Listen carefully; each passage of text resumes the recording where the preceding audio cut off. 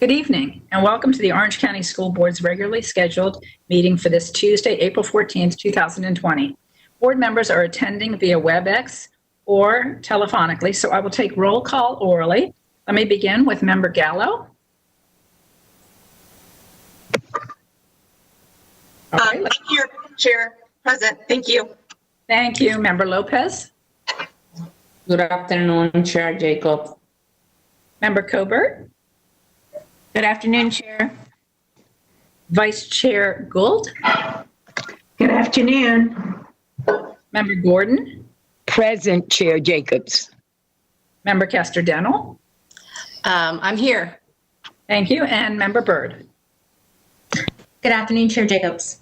Good afternoon and welcome, everyone. To the public and to the board, a lot has changed in a very short period of time, but some things should never change. So we're going to begin this meeting the way we begin every meeting, with a moment of silence followed by the Pledge of Allegiance. In just a moment, I'm going to call on Dr. Gordon for her to make some comments and lead us in a moment of silence and the pledge. But first, let me take just a moment to recognize that these are extraordinarily difficult times. We're experiencing so many lives that have been lost in our state, our nation, and across the country and across the world from COVID-19. This virus has taken too many way too soon. And as we grieve with and pray for those who have lost loved ones and those who are sick, we also celebrate and lift up those on the front lines, our doctors and nurses, our healthcare providers, our first responders, those essential service providers who come to work every day to make sure that we can buy groceries to feed our families, and the countless other unsung heroes, including everyone who is staying home to help make sure that everyone else stays safe. But I particularly want to focus on our teachers and our food and nutrition service employees who provide so much more than just an education, especially today. They provide a caring heart, and they give a sense of stability and continuity to our students that is even more important to them, I think, than the education that they're receiving. And so we want to take a moment to celebrate our teachers and to thank them for what they do, and all of our Orange County employees who pour their hearts and souls into our children every day. I also want to mention two members of our OCPS family who sadly lost loved ones just in the last few days. First, it touches my heart and it hurts my soul to share with you that our superintendent, Dr. Jenkins, lost her mother just yesterday. And our hearts and our prayers as a board, on behalf of all of OCPS, and I know so many people in the community that love the entire family, our hearts and prayers go out to Barbara, to her entire family. And we also just learned that our CTA president, Wendy Dormal, who all of us know and love as well, from time to time we don't see eye to eye on things, but we respect and admire and adore her. She lost her father over the weekend, Wilton Lesk. And while this coronavirus has taken so many lives, I think probably all of us feel that sense of isolation and the change in what is normal. But I think the most tragic thing, second to the loss of lives, is when a loved one cannot be with a family member or a dear friend in those final moments and hours of their life. So to all who have lost a loved one and have not been able to be there and hold their hand during those final moments, pray for you. And we hope that you will find peace in knowing that you are doing the best that you can do under the circumstances. So now let me turn over to Dr. Gordon, because I wanted to call on her for a couple of reasons. One, I know that she knew Barbara's mama very well. And unfortunately, she has some other losses to share with us in our OCPS family and our community. So Dr. Gordon, I turn the podium over to you, my dear. Thank you, Madam Chair. Well done. Well done. Lorenzo Phillips, originally hired date, January 24th, 1977. Assistant principal, Winter Park High School, 1988 until 1996. Assistant principal, West Ridge Middle School, 1996 to 2003. principal of the Mighty Jones High Tigers from 2003 to 2007. Time served by Lorenzo Phillips, 30 years. Lorenzo Phillips dedicated over 30 years of leading the students in Orange County Public Schools to success. He is loved and admired by his community. Joseph Burns attended Holden Street Elementary, one of Orange County's own, and graduated from the Great Jones High. His original date of hiring in Orange County was August 18, 1958. He served at Jones High, Orange Technical College, and Mid-Florida campus and Orange County Jail for many years. Time served, 40 years.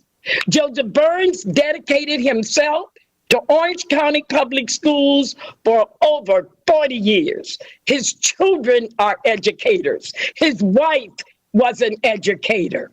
He was teaching mathematics at Jones High, Orange Technical College, Mid-Florida Tech, and his last years of teaching was in the Orange County Public Jail, and during the time, Chair Jacobs even served.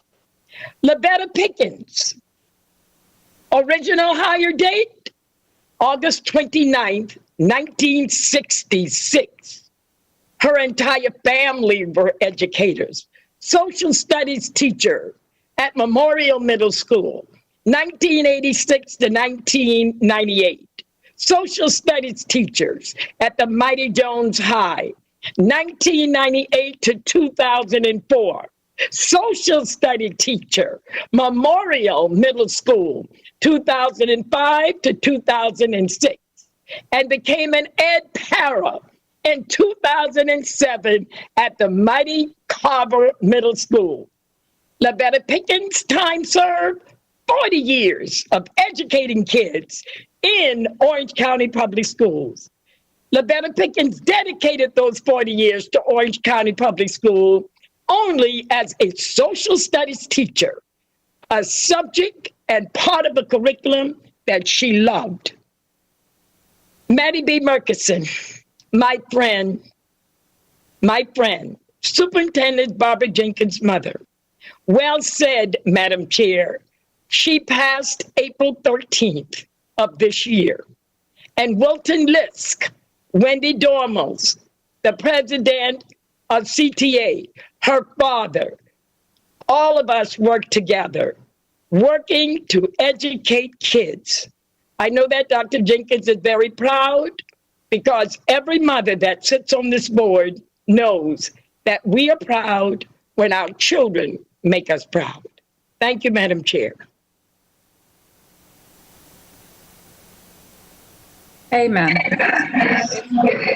Invite the members of the public that are joining us to just take a moment of silent reflection and then join us in the Pledge of Allegiance.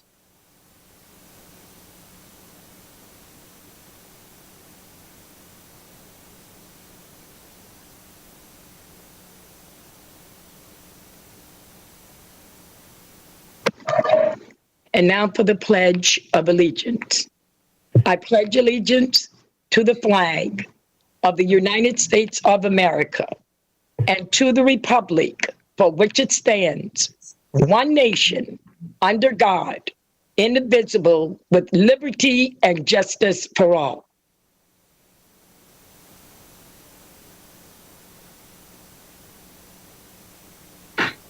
Thank you, Dr. Gordon. Thank you, Madam Chair. Thank you. And today we celebrate two proclamations.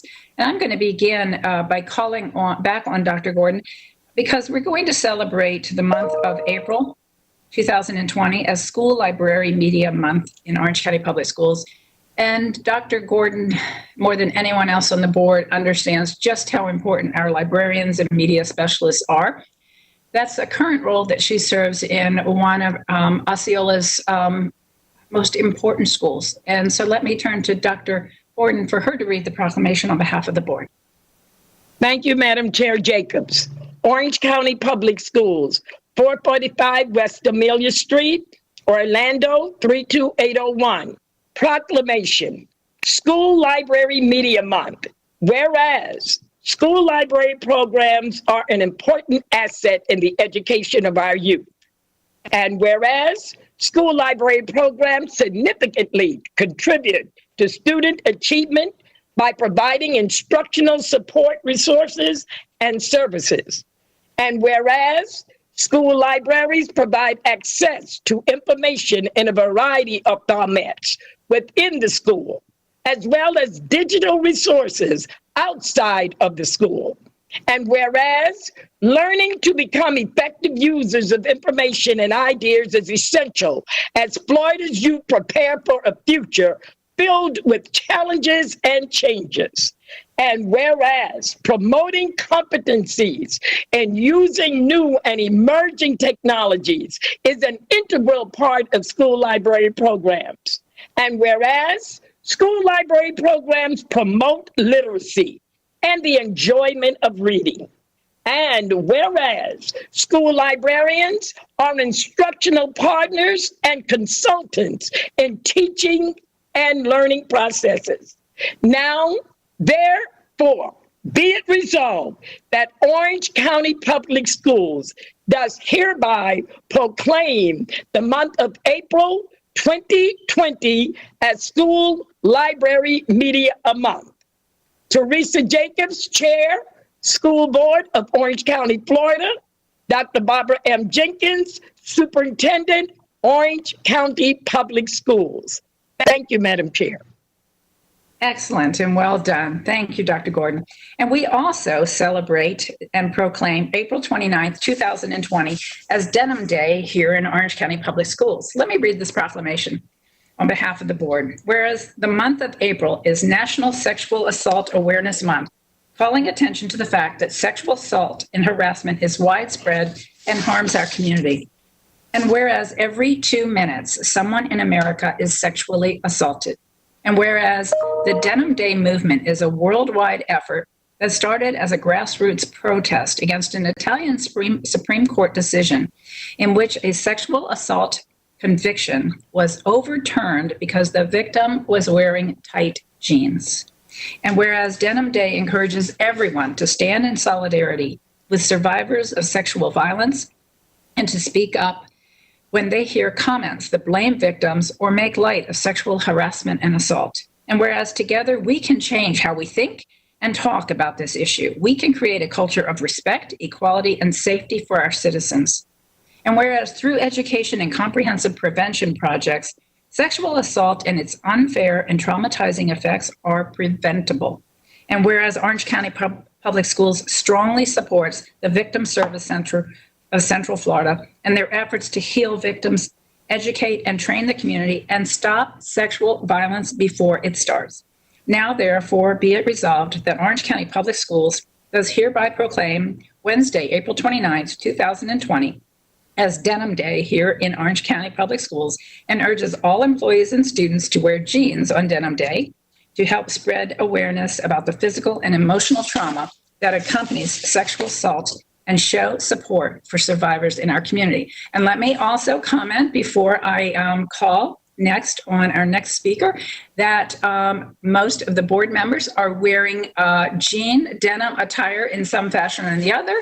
Mine is a denim jacket. I see most of our women either have denim jeans on that we can't see or they have denim jackets on. So thank you. Even though we are a little bit early, this is the only meeting we will have in which we can recognize this. But we have a special visitor with us today, and I'd like to introduce Louis Damiani. He's the Executive Director of the Victim Service Center of Central Florida. But equally important is the role that he had in the early days. He worked for a commissioner of Orange County, Mary Johnson, and in his role as aide to Mary Johnson, this was an issue that was extremely important to him, which I think for a woman, I can tell you because women are more often the victims of sexual assault than men are. It is very reassuring to have men in leadership roles like Louis who understand how traumatizing sexual assault is and take the lead. He was instrumental in supporting and creating the Victim Service Center long before he ever knew he would become employed there. and how perfect it is. And I actually had the absolute joy of serving with him for a short period of time on the county commission. With that, let me introduce a man I have enormous respect for and a dear, dear friend, Louis Damiani. Louis? Thank you, Madam Chair and school board members. Thanks for having me this evening. Thanks for the kind words. I miss sitting on the dais with you. So I appreciate you having us here. And, we are just so honored to work with the school system to help create awareness about, this important issue and about the upcoming Denim Day on the 29th. If I might for a second share that at the Victim Service Center, we provide hope and healing to victims of not only of sexual assault, but also violent crime and any other kind of traumatic circumstance. And as you can imagine, during this pandemic, individuals that may be experiencing personal traumatic circumstances, they may have difficulty managing anxiety and stress.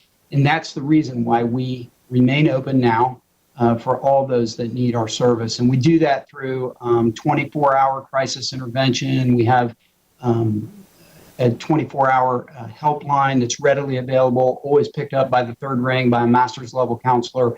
And then we have a complete therapy group as well, who's learning to do teletherapy as we speak. So we provide those services. Last year, we served more than 7,000 victims here in Central Florida. And the most important aspect is that all of our services are always free to this community.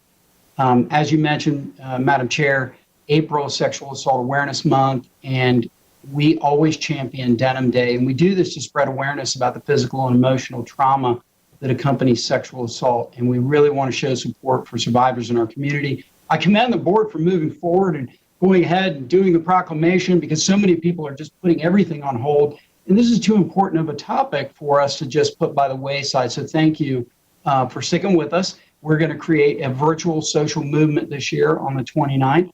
And it's super easy for anybody to participate. All we ask that you do is snap a picture in your denim. I got my jacket on tonight on the 29th and post it to social media, and then just tag us at whatever your social media handle is. Tag us at VSC Florida and use the hashtag Denim Day.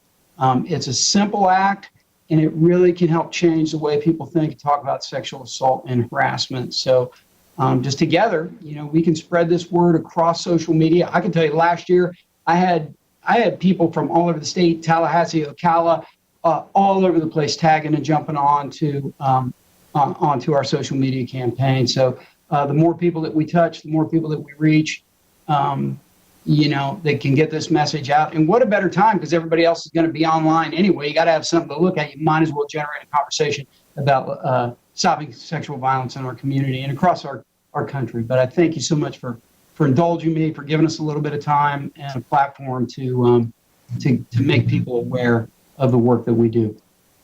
Thank you, Louis. And for the record, I am wearing my denim jacket, if I didn't mention that earlier.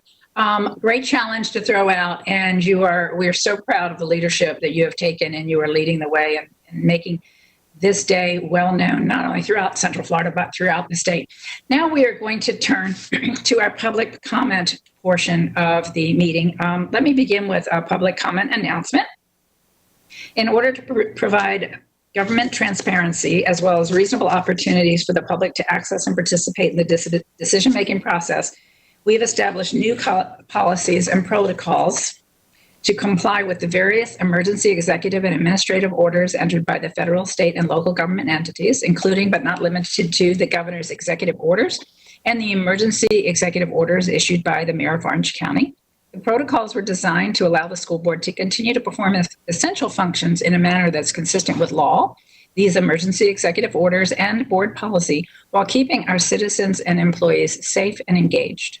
The opportunity for the public to participate in this evening's meeting to provide public comment was published on the agenda and has been posted on our website and on BoardDocs. If you have any questions, I'm going to go through what those policies are, but moving forward, if you have any questions, please contact board services, contact me or any of the board members, and we'll be delighted to provide you links and information so that you can continue to stay engaged with us and share your thoughts, your concerns, and what is going on from your perspective. So the ways that members of the public can participate, members of the public are invited to provide public comment via email for the school board's consideration at this school board meeting by 5 o'clock yesterday afternoon. The emails that were received by that time were compiled by OCPS staff and provided to each school board member electronically or by hard copy for consideration by 10 o'clock this morning. That cutoff was decided so that we would have an opportunity to make sure all school board members could read all correspondence in advance of the meeting. Because we are not in the same room, I would like for each school board member to acknowledge that she has received from the staff the public comments that were submitted for action items listed on tonight's agenda. That is in my script. I'm not going to ask you because we actually did not receive any comments yesterday, which I would like to count that as good news that people are happy with everything that's going on. I fear that's not the case and that people are not aware of how to provide us feedback. So I will, the board members, I know some of you have suggested sending out a newsletter. I think that's an excellent idea. Again, the more input we receive from the public, the better job we do of representing them and getting things right. The second way of participating in our meeting is telephonically. For those members of the public who wish to address the school board during the public comment portion of the meeting and wish to speak on a published agenda item, the telephone line for such participation is 407-250-6270. And again, that was published in advance on our website. Callers were entered into the queue between the time of 5:15 and 5:30. And the public is reminded that all comments made telephonically will be subject to board policies regarding civility and the 3-minute time limit for public comment that has already been established by school board policy. Let me check now with our general counsel, Ms. Enville. Do we know, or Deputy Superintendent Maria Vasquez, do we know if we have any comment callers on the line? Madam Chair, we have not received any public comment through the website, through the email address, nor have we received any callers at this time. And staff did just test it several times and no callers have called in. Okay, then we will move on to our public hearing. Let me also recognize that in Dr. Jenkins' absence, Dr. Maria Vasquez is filling in for her. She's Deputy Superintendent and extremely capable and is frequently with us in Dr. Jenkins' capacity. So let me begin by asking Dr. Vasquez. The first item on our agenda for public hearings is board policy GCBAB, and that is critical teacher shortages. And there's a request for revisions to that policy. I'm going to turn it over to you, Dr. Vasquez. Thank you, Madam Chair. The first policy before you this evening is policy GCBAB, critical teacher shortage. The policy was presented to Cabinet on the 3rd of February. Notification to our CTA was on the 11th. We advertised the policy on the 16th. We had a rule development on the 5th of March, and we are requesting approval of that policy this evening at the school board meeting. In addition, John Pomerini is on the line if there are any questions from any of the board members. Thank you, Dr. Vasquez. Let me acknowledge that I overlooked a call to speak from Vice Chair Gould. Vice Chair Gould. I know this was prior to this, but let me give you an opportunity to speak, and then we'll come back to this issue. That's okay, Chair. I will hold my comments till the end of the meeting. Okay, thank you so much. Thank you for your patience. We have no callers on the line. Do we have any board members before I ask for a motion? Do we have any board members who have any concerns at this time? And let me also share with the public, we have had a work session rule development process. So the fact that we're not getting callers in, that we didn't receive any feedback on this, and that the board's not saying much is the result of a process that has worked the way it should work. By the time we get to this point, we would hope that we would have worked out any concerns that board members have. So seeing no input from any board members, let me open the floor for a motion.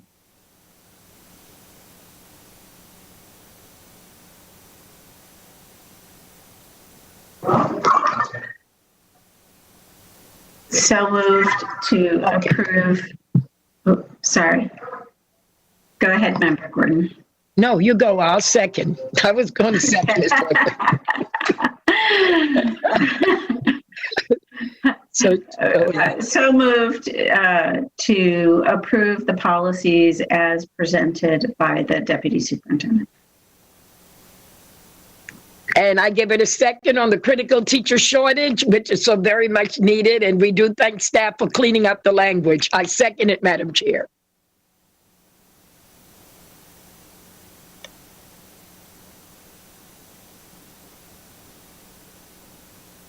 Chair, you're on mute. Did she hear both of us for the record?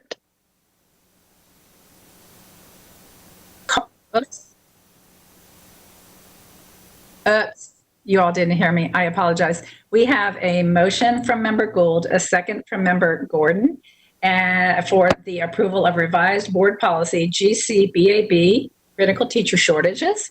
And I will now do a roll call vote. So let me begin with Member Gallo and say aye or nay to show your support or opposition. Aye. Thank you. Member Lopez. Aye. Member Cobert. Aye. Vice Chair Gould. Aye. Member Gordon. Aye, Madam Chair. Member Castor-Denel. Aye. Member Byrd. Aye. And I also vote likewise in the affirmative. Motion carries unanimously. Now I will turn it back over to Dr. Vasquez for our next public hearing. Thank you, Madam Chair. The next policy up for revision is policy JICK, threats. It originally went to Cabinet on the 3rd of February and then again on the 2nd of March. We notified CTA on February 11th. We advertised the policy on February 16th, and we are requesting approval of the revised policy this evening.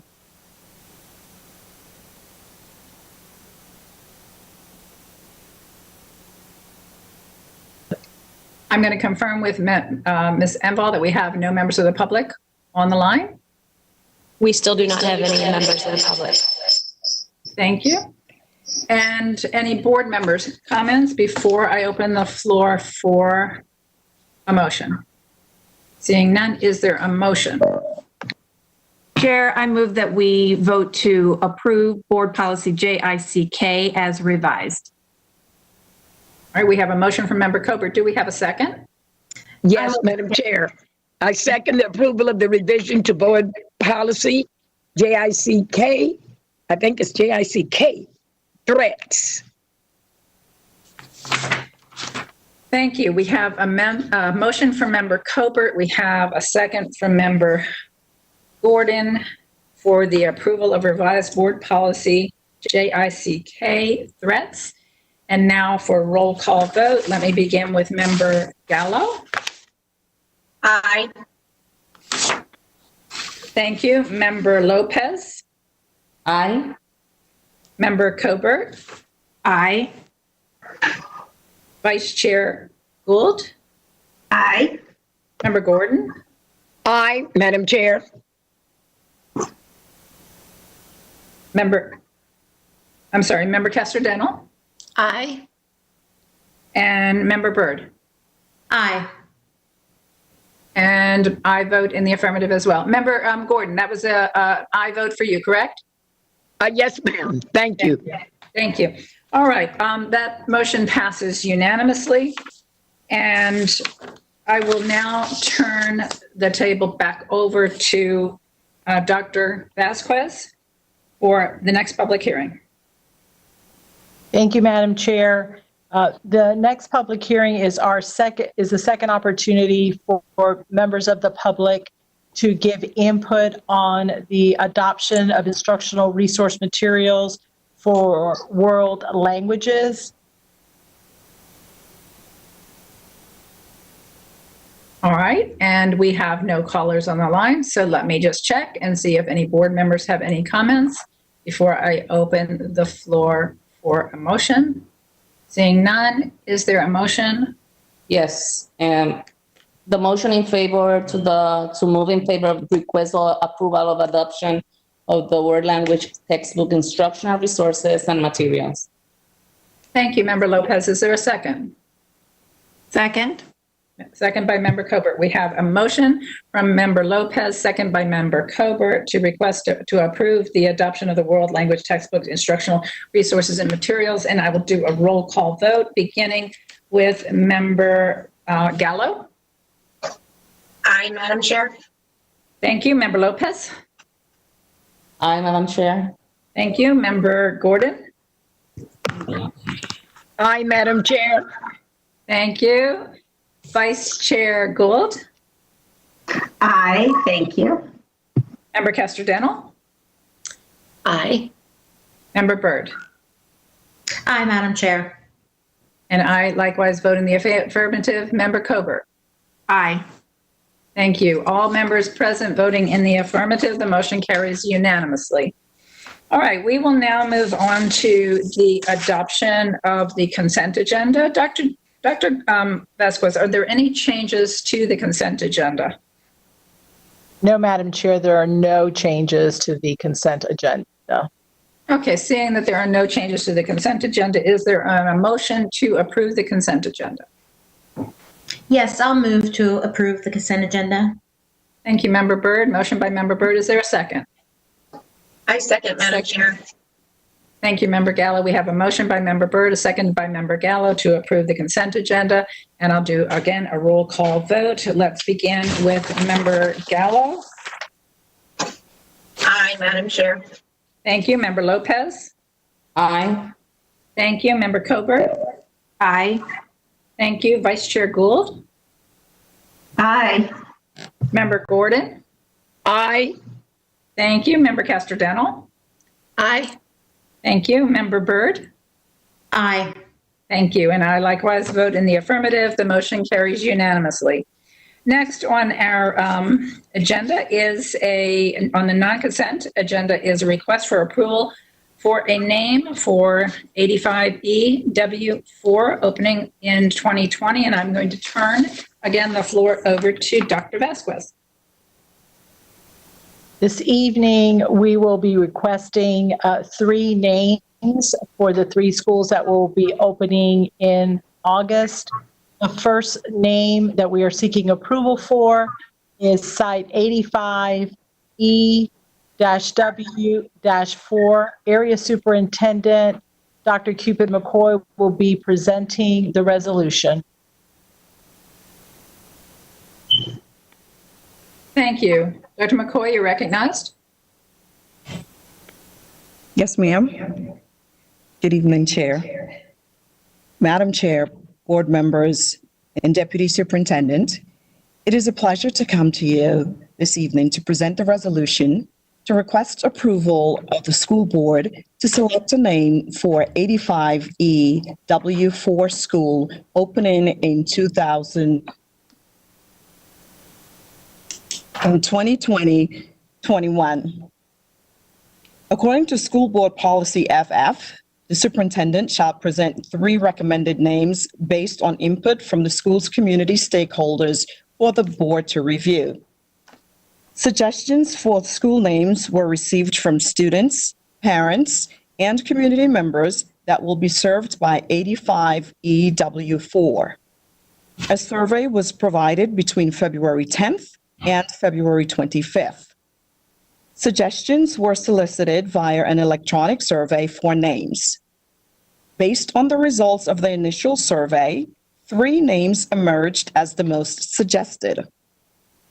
The school naming committee developed a second survey with the 3 names. This survey was available from March 2nd through March 13th. The 3 names for consideration are Hamlin Elementary. Hamlin is a master plan community located in Horizon West, and the school is within the Hamlin planned community. Lake Hancock Elementary. The school is located near this predominant feature in the community. Summer Lake Elementary. The school is located in the Summer Lake community. Deputy Superintendent Vasquez? Deputy Superintendent, you're recognized. I turn it over to you, Madam Chair. Thank you. All right, we have still no callers on the line, correct, Ms. Enval? All right, so we have no public comment on this issue. I am going to turn the floor over to our vice chair. This school is in her district, and so Vice Chair Gould, looking forward to hearing from you. Thank you, Madam Chair. May I ask the Deputy Super, I'm sorry, the Area Superintendent, Ms. Keepin McCoy, to share the preferred result by total numbers on each of those schools for the public record. Sorry, school name. Thank you. Dr. McCoy, you're recognized. Thank you, Chair. It's the school name, not the schools. Okay. Okay. So I think I cut out for a minute there. That's the school names. And if you could please give us the total. Summer Lake Elementary received 673 votes. Lake Hancock Elementary received 64 votes. And Hamlin Elementary received 47 votes. Thank you. To Vice Chair Gould, I hope you can hear me right now. We are having some connection problems on your end. Let me share the results. Thank you for asking for that. It's very helpful to the board. Summer Lake scored the highest number of votes at 673. I like that as well. Lake Hancock scored 64 votes. I know that community well, and I like both of these names because of their historic significance and environmental significance. And then Hamlin Elementary scored 47. Member Gould, you're recognized. So I would like to go ahead with the community's preference of the Summer Lake Community Elementary School and put that before the board for a vote. Thank you, Member Vice Chair Gould. Do we have a second? Second. Thank you. We have a recommendation from the Vice Chair and District Representative for Summer Lake Elementary School to be the name, and we have a second from Dr. Gordon. I will call a roll call vote on this as we've done with all other votes. Let's start with Member Gallo. Aye. Thank you. Member Lopez. Aye. Member Coburn. Aye. Vice Chair Gould. Aye. Member Gordon. Aye. Member Castor-Dennell. Aye. Member Byrd. Aye. And likewise, I confirm, I agree, and therefore the motion carries unanimously. Let us move on to the next item, which is a request for approval for the name of 83-E-SE-3 school opening in 2021. And Dr. Vasquez, you're recognized. Thank you, Madam Chair. Deputy Superintendent William Bond will be presenting the resolution for site 83-E-SE-3. Mr. Bond, you're recognized, sir. Good evening, Madam Chair, board members, Deputy Superintendent Vasquez. It is an honor to come before you this evening to present the resolution to request approval of the school board to select a name for a 3ESE3 school opening in 2020-21. According to School Board Policy FF, the superintendent shall present 3 recommended names based on input from the school community stakeholders for the board to review. Suggestions for the school name were received from students, parents, and community members that will be served by A3ESE3. A survey was provided between February 5th and February 27th. Suggestions were solicited via electronic survey. Based on the results of this initial survey, 3 names emerged as the most suggested. School naming committee developed a second survey with the 3 names. This survey was available February 28 through March 6. The 3 names for consideration are Golden Vista Elementary. This name represents intersecting roads Goldenrod Road and Lee Vista Boulevard. Sun Park Elementary. This name represents a combination of the feeder school Sun Blaze and North Lake Park Elementary. And Vista Point Elementary. This represents a scenic viewpoint and the potential of the developing area. Deputy Superintendent Vasquez. Madam Chair. Thank you. Now let me recognize Member Covert, because this is in her district, for input and recommendation to the board. Good evening, Madam Chair and board members. This school is highly anticipated and will have a feeder pattern from both Member Lopez and my district. In listening to the 3 name suggestions and listening to our community, I would like to move that we name School 83E SE3 Vista Point Elementary. I like the connotation that it is the highest part of the land and looks at the potential of the area, but I like to look at the potential of the students. And so that would be my recommendation and my motion. All right, and before calling on anybody else, then let me recognize Member Lopez, because as you have pointed out, Member Covert, she has probably a more direct representation interest in this than anyone else on the board. Member Lopez, your thoughts?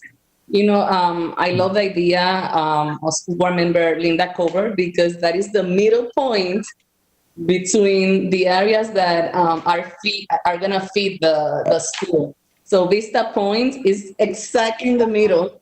So we have Vista Lakes and then the Lake Nona area. So I think it's a really nice recommendation. I highly appreciate that. That's wonderful to hear. For the public's benefit, there is no communication between board members before these meetings. So we never know for sure whether we're going to reach agreement or consensus or not, but we almost always do. And it is because this board comes to the table every meeting on every issue with the students' interest at heart and the teachers and our faculty, and never their own personal interests, never political agendas. I just am very, very proud every time I come to work. I'm so proud to be on this board and to represent Orange County Public Schools. So with that, we have a motion from Member Covert. Do we have a second? Would you like to offer that second? I second. Thank you. And then a second from Member Lopez. All in favor? Nope, I'm sorry. I need to do a roll call again. Let's start with Member Gallo. Aye, Madam Chair. Thank you. Member Lopez. Aye. Member Covert. Aye. Member Gould, Vice Chair Gould. Aye. Member Gordon. Aye. Member Castor-Denel. Aye. And Member Byrd. Aye. Likewise, I vote aye. The motion carries unanimously. All right. Let me go back to Dr. Vasquez. Dr. Vasquez, you're recognized. Thank you, Madam Chair. The last naming will be presented by Area Superintendent James Larson.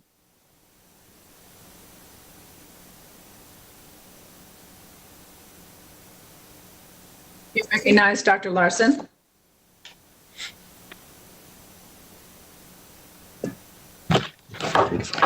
Good evening, Madam Chair, board members, and Deputy Superintendent Vasquez.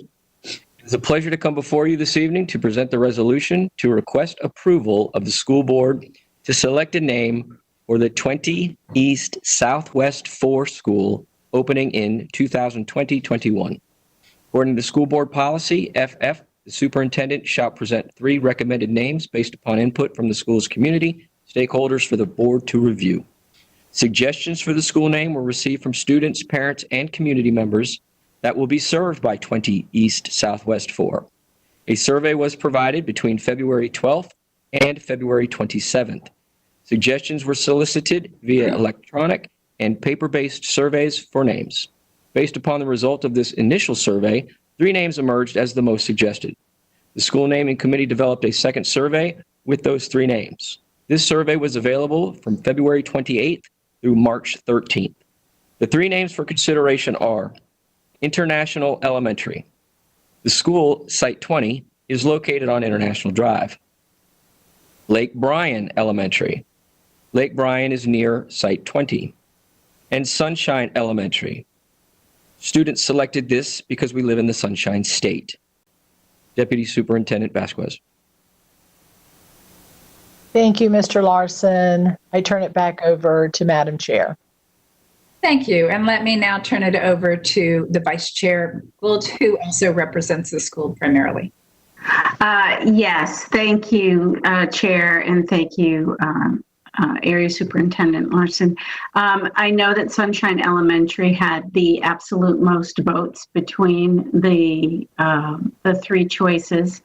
I am in support of that, but this is also one of those areas that is shared with another school board member, Member Colbert, and I would like her to weigh in on this and make sure that this is also her preference. Thank you, Vice Chair Gould. Let me recognize then Member Colbert. Thank you, Chair. I concur. One of the things I like about the name Sunshine Elementary is that this was the students' choice, and I love to give them that voice. I think it's also a very happy name, and we need a happy name for a school these days. So I concur, Member Gould. Thank you, Member Colbert. It is also, sunshine is very good for the brain, I'm learning. That's right. So it's perfect that we're going to have a school that's uplifting in its name, also represents something that is found to be very healthy and good for the brain our kids need. So we have a motion by Vice Chair Gould. We have a second by Member Colbert. Let me do a roll call vote, beginning with Member Gallo. Aye. Member Lopez. Aye. Member Colbert. Aye. Vice Chair Gould. Aye. Member Gordon. Aye. Member Castor-Dental. Aye. Member Byrd. Aye. And I vote in the affirmative as well. Carries with unanimous support. Next, let's go to Dr. Vasquez for any comments she wants to make on behalf of herself or the superintendent. Thank you, Madam Chair. First of all, I want to echo your remarks earlier with a huge shout out to all of our OCPS employees who are doing everything possible to feed our children and to continue education. Just a couple of points to make. Last week, we began the distribution of devices to our elementary students, beginning with 4th and 5th graders. That will continue throughout this week and next week. It is our goal to distribute devices to 3rd, 4th, and 5th grade students so that we can continue to provide instruction to them digitally. As far as our grab and go sites, we had our best day yet. Friday of last week, we served almost 185,000 meals to over 60,000 families. We are going to continue meal deliveries throughout this week, and beginning next week, we will cut down food distribution to 3 days a week. On Monday, we will distribute meals for Monday and Tuesday. Wednesday, we will distribute meals for Wednesday and Thursday. And Friday, we will have meal distributions for Friday. We have also begun a feeding of our homeless families. Today was our first day, and we averaged over 300 homeless families who were able to receive meals. We will begin closing all district sites next week on Tuesdays and Thursdays. We will be working remotely on those 2 days. This is an effort to keep more individuals at home, and we will continue to make adjustments to our school and district office hours. Chair, that's my report. Thank you. Thank you, Dr. Vasquez. We have a couple of board members that have expressed an interest in commenting or asking a question. It may have to do with questions that we as board members are receiving about how things are going. So let me recognize the first in the queue is Member Byrd. And I'm not sure if that's what it's about or what it's about. Member Byrd, you're recognized. Yes, thank you, Madam Chair. I had a question for Dr. Vasquez about the computers first, and then I also have a comment to make. The computers are going to be distributed, you said the goal is to get them distributed to 3rd, 4th, and 5th graders. My question is that all 3rd and 4th and 5th graders, or is it certain schools that you're targeting for that? We have begun distribution at our Title I schools, beginning with cohort 6. That was the cohort that already had devices. Next, we are moving into cohort 7 schools. Again, those students in 4th and 5th grade who do not have current devices at home, but do have internet service. And then after we've worked our way through our Title I schools, we are going to look at our non-Title I schools. If we have enough devices for all of the 4th and 5th graders, then we will begin with 3rd graders.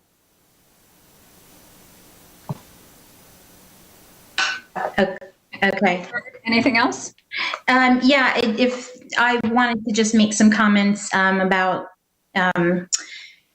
some things that I've, some concerns that I have, but I want to kind of preface these comments first by giving my kudos again to the staff and to the district for all their hard work. Just like everyone's been saying, it's phenomenal when you stop and think that we were pretty much given no notice and we're told you have to change the way you're doing everything starting next week. And everyone did. Everyone rose to the occasion and have done such an amazing job.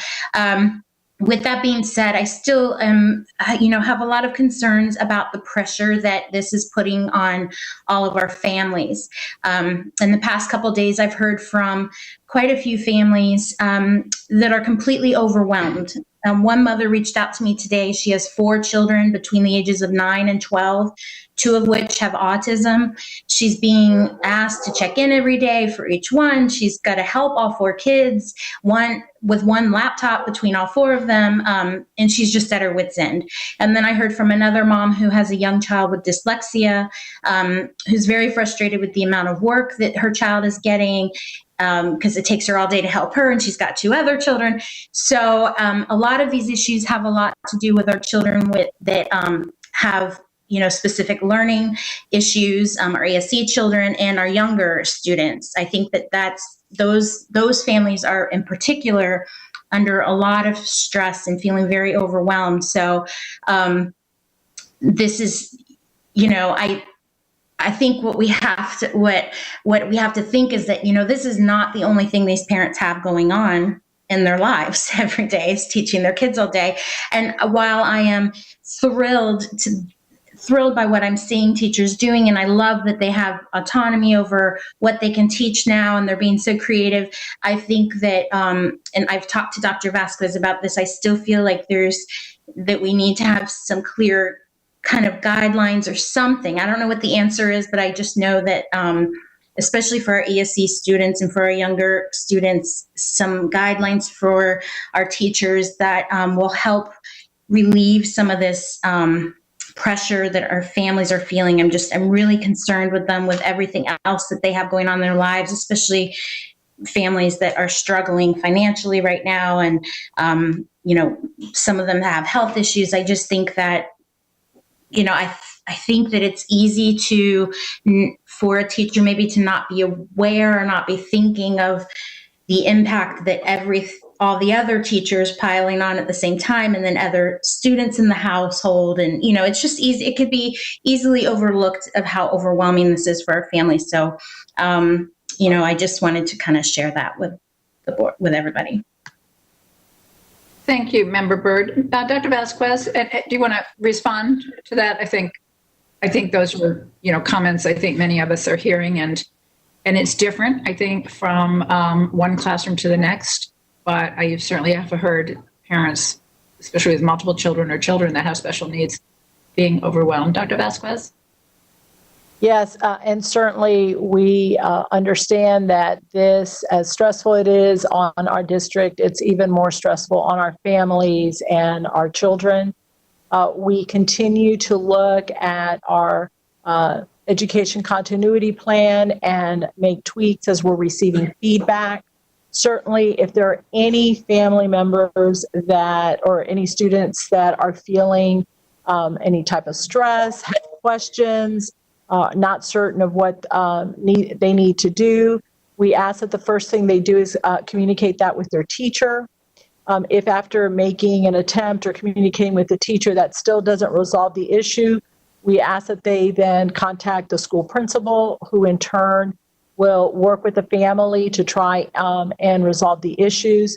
We have both district staff, learning community staff that we have deployed to help assist, especially our families with children who have disabilities, and we are here to help. In addition, the families may also contact the district office. We have a lot of resources on our webpage that can direct them to specific individuals that they can contact or email.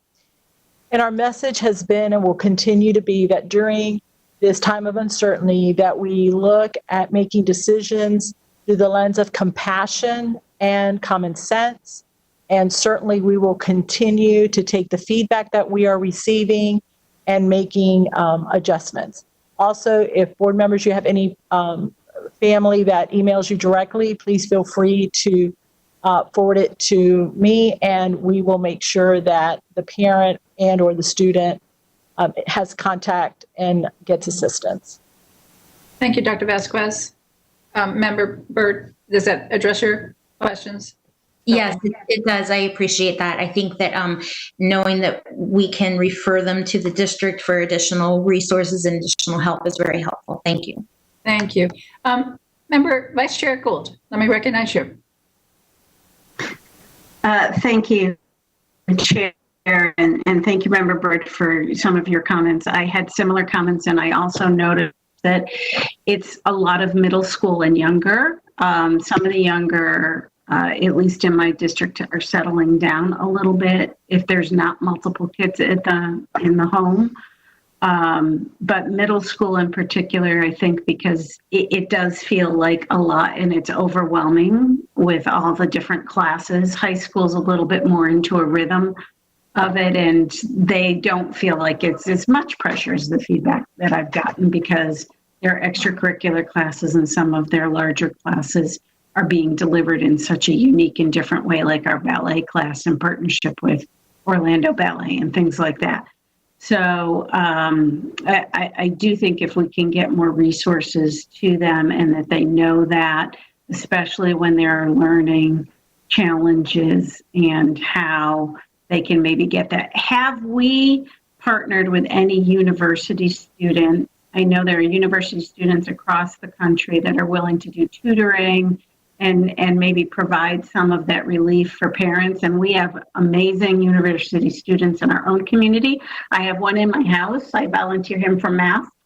I think if we could tap into that resource in some formal way, that may be a relief, and maybe even continue some kind of a program through the summer that we guide with those students if they create a rapport to keep that learning going. That was one thing. You can answer it after. I do want to thank our staff for pivoting and reviewing the food allocation resources. I'll tell you, last Friday afternoon was like a school day on 535 because the traffic was backed up so far on 535 for the food line that was being distributed from Windermere High School.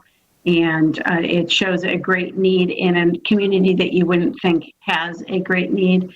But we have many of our frontline workers and many of our mid-managers who have lost their positions or don't know if they're going to have positions to go back to in this uncertain time. need that support. And certainly the homeless students do too. I know that we are going to be facing, some direction from the state on where we go next with our education during this COVID crisis.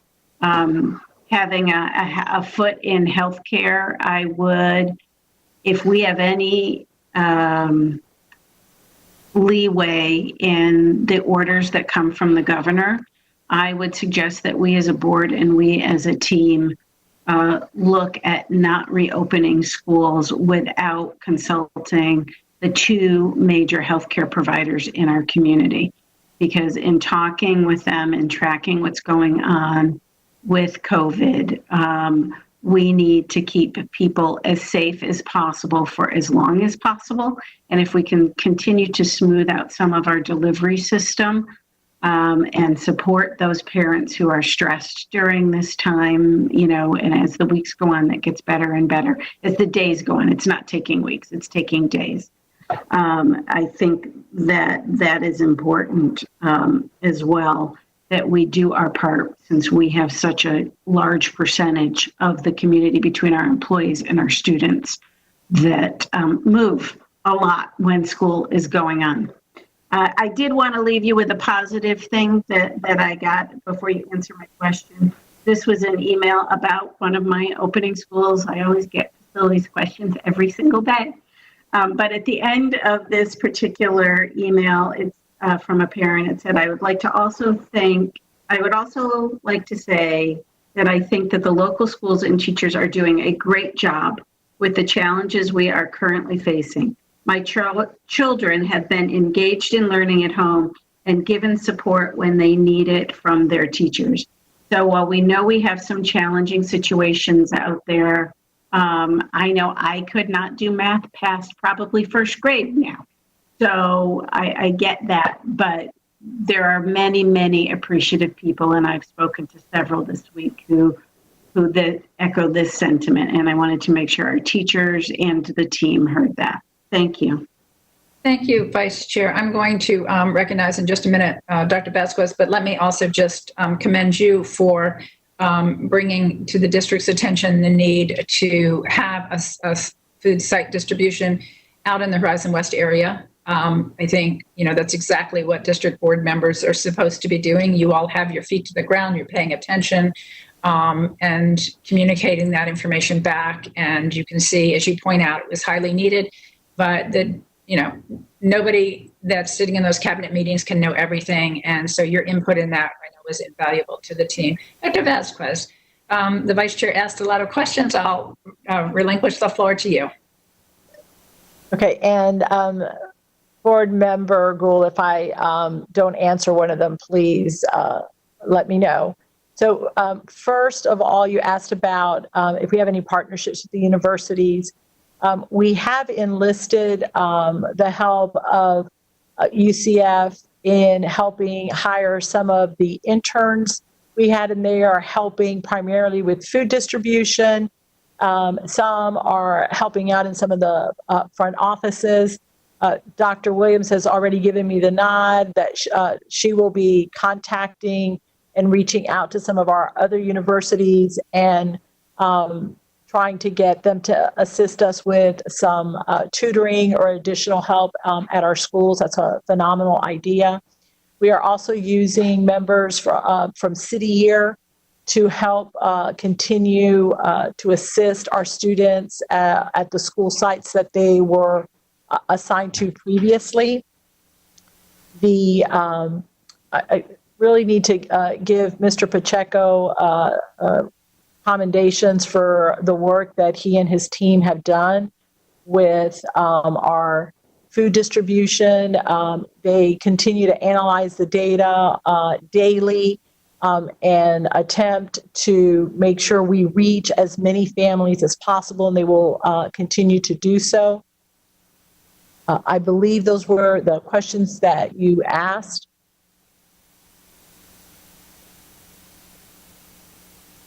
Wonderful. Thank you, Dr. Vasquez. Next we have Member Gallo. Thank you. Thank you, Madam Chair. I just want to kind of reiterate a little bit about what Member Gould just said about the safety of our students and of our schools. I know that we continue to say it, but the safety of our teachers and our students and the welfare and the well-being of those who work at OCPS has to be our top priority. And I know there's been no discussion about whether we will or won't go back this school year. And I don't know under whose authority that will come. I know that there's been recommendations by the governor. I'm not certain if it's within our authority to go beyond what the recommendation of the governor is when he does give us an update.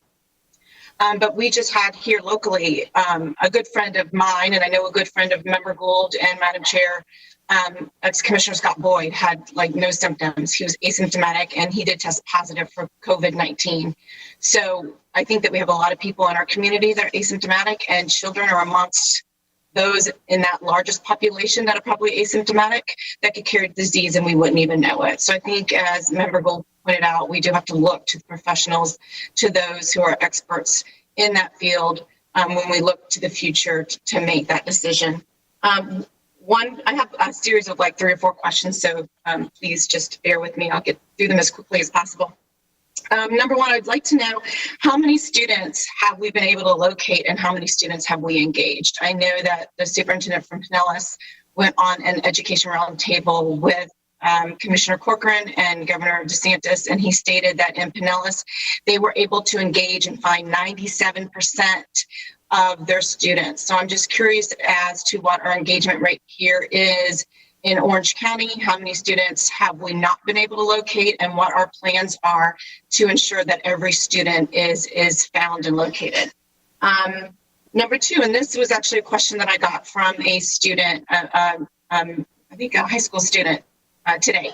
His question was, what is our contingency plan if we cannot come back to brick and mortar in the fall? Do we have a contingency plan? He gave accolades to the teachers and the process to which he's learning now, but he recognizes that this cannot be and should not be a long-term solution. And he didn't know if we were in discussions with Florida Virtual or other entities within our state for a long-term contingency plan if needed.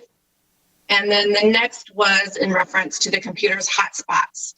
I heard you mention that our Title I schools were receiving computers first, and I just wanted to know, do we have hotspots available for them for free, or if we partnered with Spectrum or any other business locally to help get internet to those who need it the most?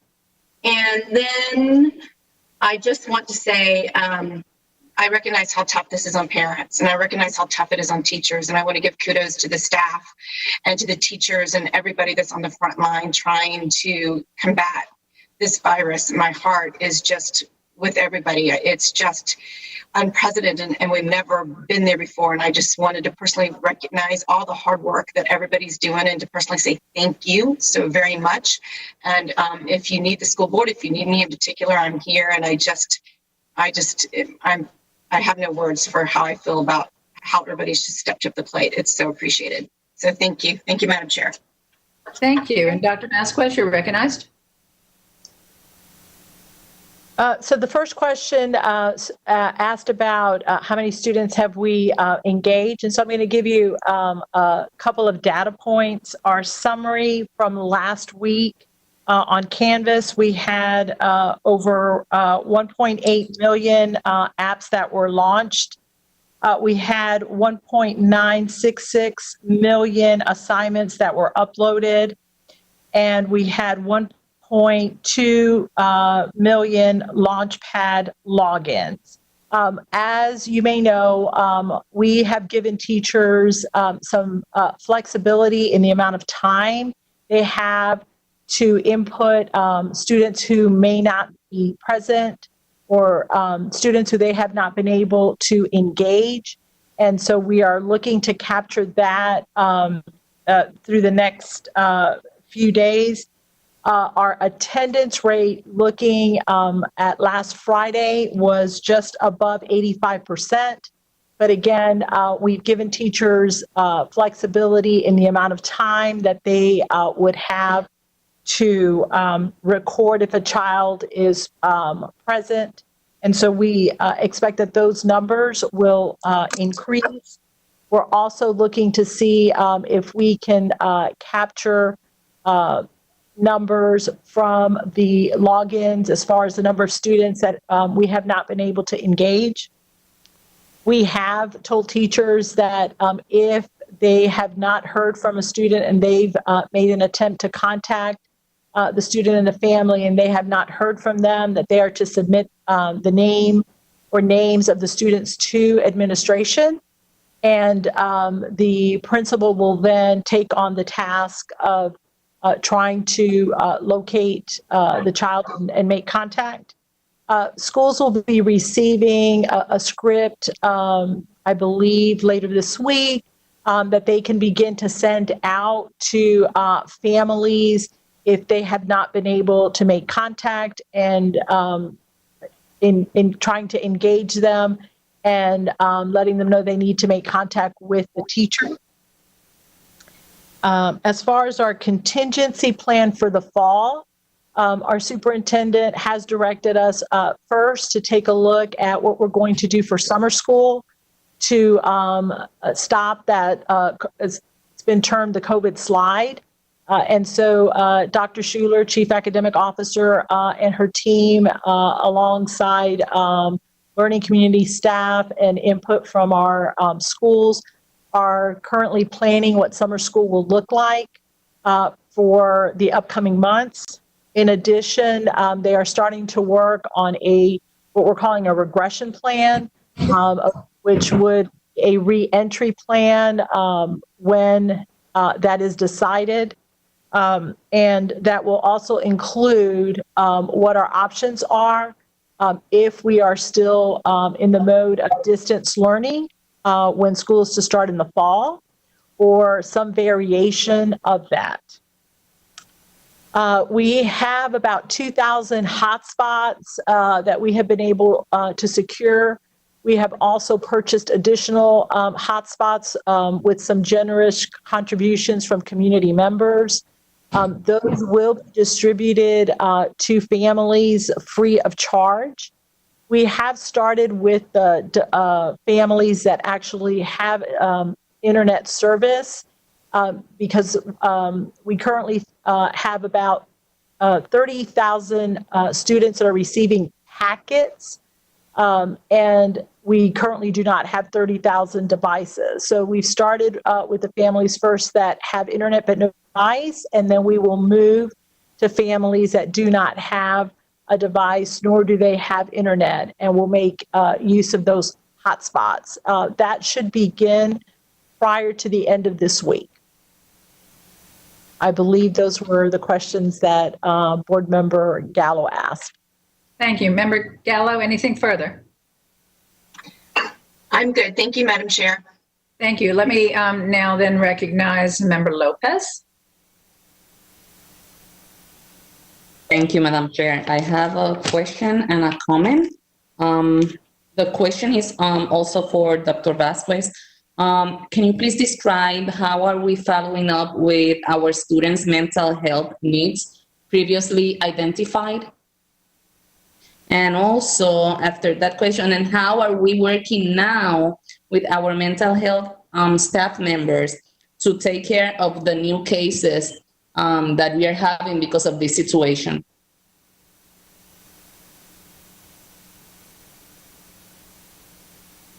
I'm sorry, Member Vasquez, or Dr. Vasquez, you're recognized.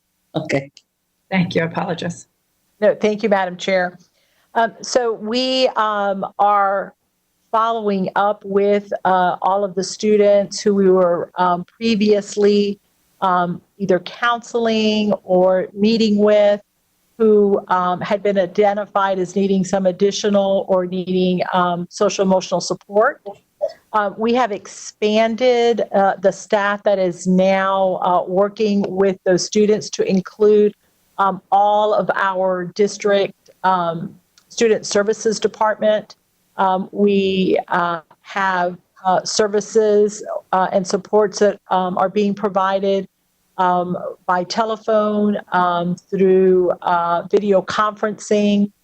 We have a hotline that they can call, and we have members of our staff that are responding to that. We are also taking feedback from principals who are notifying us of students that are exhibiting signs of distress.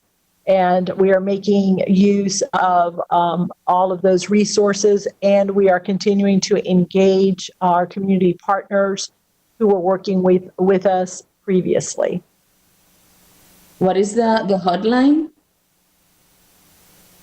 I will email the phone number for the hotline. I believe it's posted on our website, and I will make sure that it's emailed to all of you. Perfect. Thank you so much for your feedback. I also want to take this opportunity to congratulate the multilingual department because they're doing an amazing and outstanding job with our ELMs. So they're supporting our teachers, our students, our parents at a district level, at a local level. And just as an example, yesterday I have an interview and I did not expect a mother from my district.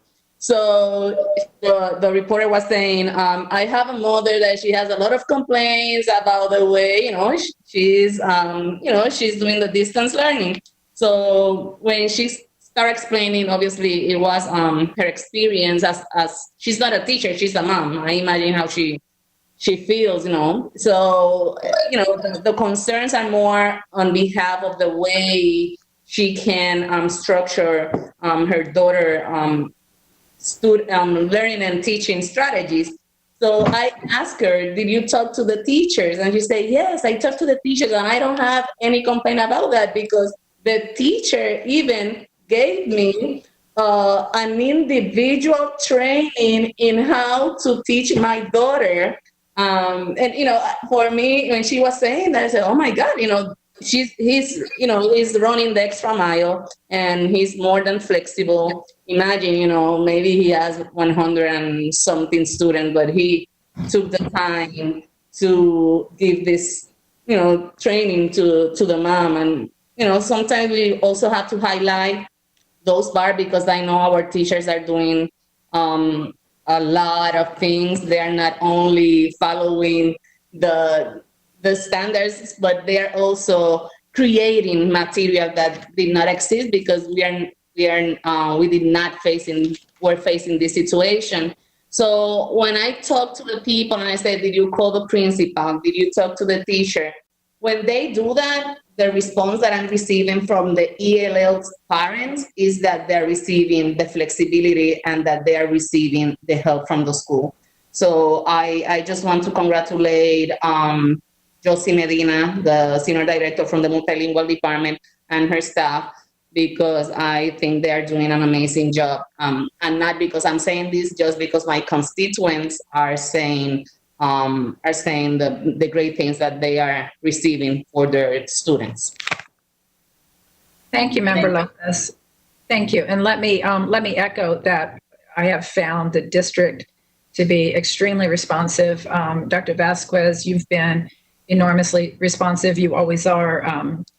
Dr. Williams has been very responsive to any concerns that I've brought to her attention, and even the things that I'm just copied on, that I see the responsiveness of the district team. I've been really very pleased. Obviously, there are complaints coming in, but I'm excited that I think if I go through my emails, I think I probably have more positive comments about the extraordinary things that some of our teachers are doing. So that's pretty exceptional. I do want to just bring I want to also mention one thing that I'm finding extremely valuable, and that's the EPG reports that come out from the superintendent. And they're obviously done very quickly on the fly, but they help me have an idea of the things that you all are contemplating and grappling with. And it helps me also if I'm kind of wondering about something and I know you're working on it, it gives me that peace of mind that I don't need to pick up the phone and call you or send an email because I know it's already on the table being thought through. It's extremely helpful. The one question that I do have for you, and I don't expect an answer now, I don't know that there can be an answer, but just to put on the team's radar at your meetings is a question that's come up. I've heard, obviously, from students, especially our seniors, that want desperately to be able to return to school, even if it's just for the last week. Seniors that very much want to be able to have graduation, even if it's postponed. And I completely understand where they're coming from.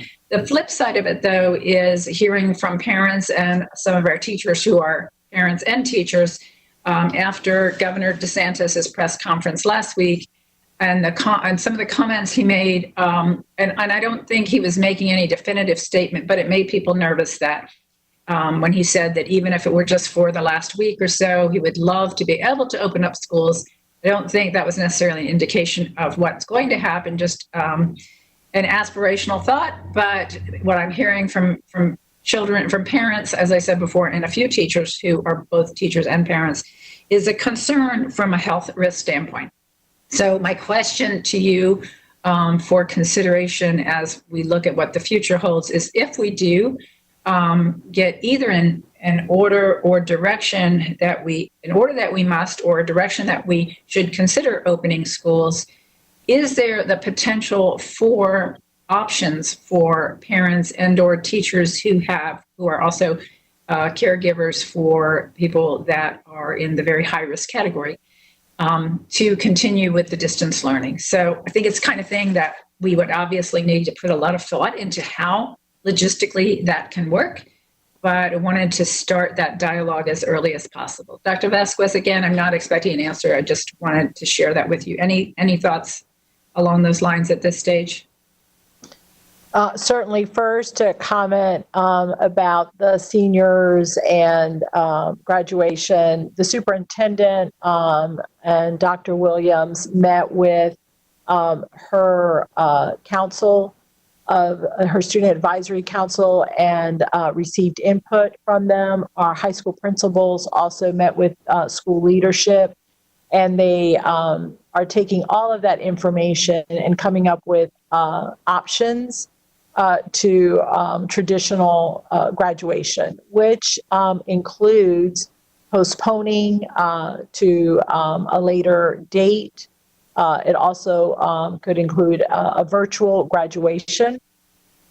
As far as coming back, and I know that General Counsel Enville had some comments to make on this as well.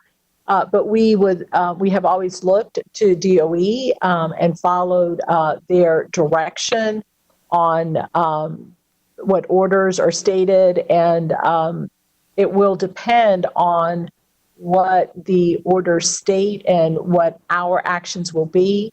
I'm going to let General Counsel Enville speak more to that. Thank you. Ms. Enville? Thank you.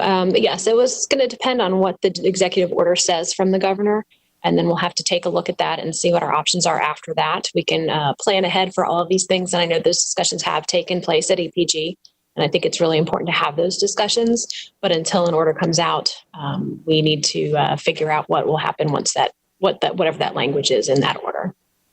Thank you. So just to follow up to Dr. Vasquez then, so part of the process you're going through right now in looking at potential possibilities for year end, if we do have the flexibility to open, to make that call at a local level, you are exploring the option of giving parents choice as to whether or not they return to school or do distance learning. Is that something that's being considered? At this point, we are considering all options, and we're discussing them all. It just kind of depends on what that order says and what we then would have the flexibility to do. Thank you. That's helpful. Just to know that everything is on the table is helpful to know. I know that it may logistically be challenging, but I'm glad to hear that it's being considered. Let me go to next to Member Kester-Denel. Thank you, Madam Chair. And I want to participate in this discussion. There's so many topics. So first, I want to share my thoughts on whether we keep the schools open or closed or reopen them. And I posed the question to friends, and I have to tell you, I've received so much pushback from parents saying, even if we do open or reopen the schools, they will not be sending their children. And I also heard from so many teachers saying that they are now taking care of elderly parents, or they themselves their health is compromised in some way. And I don't think it's the best idea or decision, given that we do not have a vaccine. We do not have the recommendation by our health departments and our local leaders. So I wonder if it would be helpful if we were to send a letter to the governor expressing our concerns about reopening the schools before the end of the school year. I'm not sure. I mean, I certainly understand his eagerness to try to get things back to normal and allow parents to get back to work. But I don't want to sacrifice or jeopardize all the sacrifices that our community's already made. So I think it might be important to send a letter to the governor explaining our concern, or asking for some local decision making in the event he does make a statement. Second is the feedback that I've been getting from parents about, and teachers from the distance learning. And I've heard from a wide variety. A lot of the troubles that I've heard mostly are from parents who have more than one child at home, and just the juggling of all the logging in, the assignments, everything is so different. And then trying to balance everything that's going on at home. So I appreciate my daughter's teachers, who I've been watching how the evolution of distance learning has taken, and they were starting off with a lot of assignments, and they have slowly scaled back. And they say, here's your assignment, when last time it would be like, it's due tomorrow. Now they're saying it's not due for 3 days.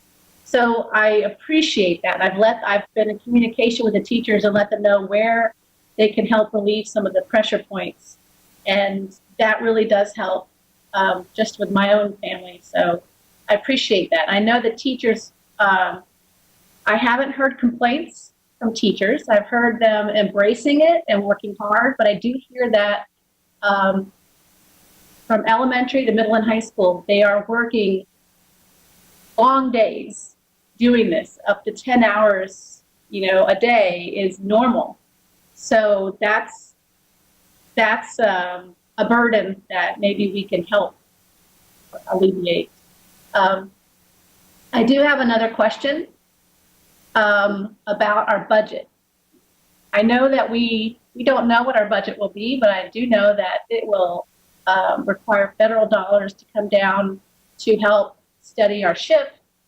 But I know that our responsibility on the board and the district is to look at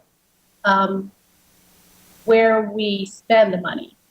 So I know we've been looking at the academic return on investment and really trying to cut back. And I know this is going to just throw everything that we've been working on. We're going to have to kind of start over. And I wonder if there's been discussion yet about how we maybe reprioritize again. Not just looking at how do we make up the difference in our teacher salaries and finding that extra money, but how are we going to really truly make our budget reflect our being student-centered, and where we're looking at the whole child as it relates to what's going on now. So I think how we define their needs is going to change. A lot of people will not be able to recover as quickly. We're going to have more need for mental health assistance and social engagement, catching kids up, and not. I don't want us to force our kids to catch up to where they left off. I want to be able to greet children where they are when we do come back in the fall. And I just wonder if our budget, there's a way we can look at that and start kind of getting an idea of where our priorities must be. So that's more for, I guess, Dr. Vasquez to take back to the superintendent. But that's all I wanted to say. Thank you. All right, Dr. Vasquez, let me recognize you for the last question regarding the budget. Certainly. We have been in discussions. Every department before COVID-19 was already looking at percentage cuts within their departments.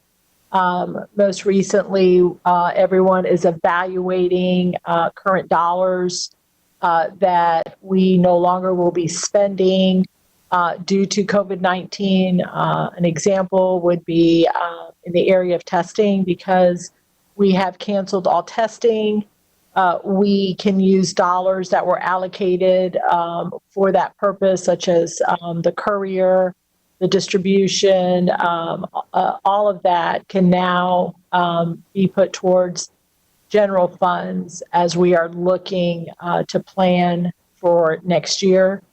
I can tell you that Dr. Schuler has put in the budget based on the dollars that we believe we're going to receive, rollover dollars from mental health, and we have added additional mental health support to our schools.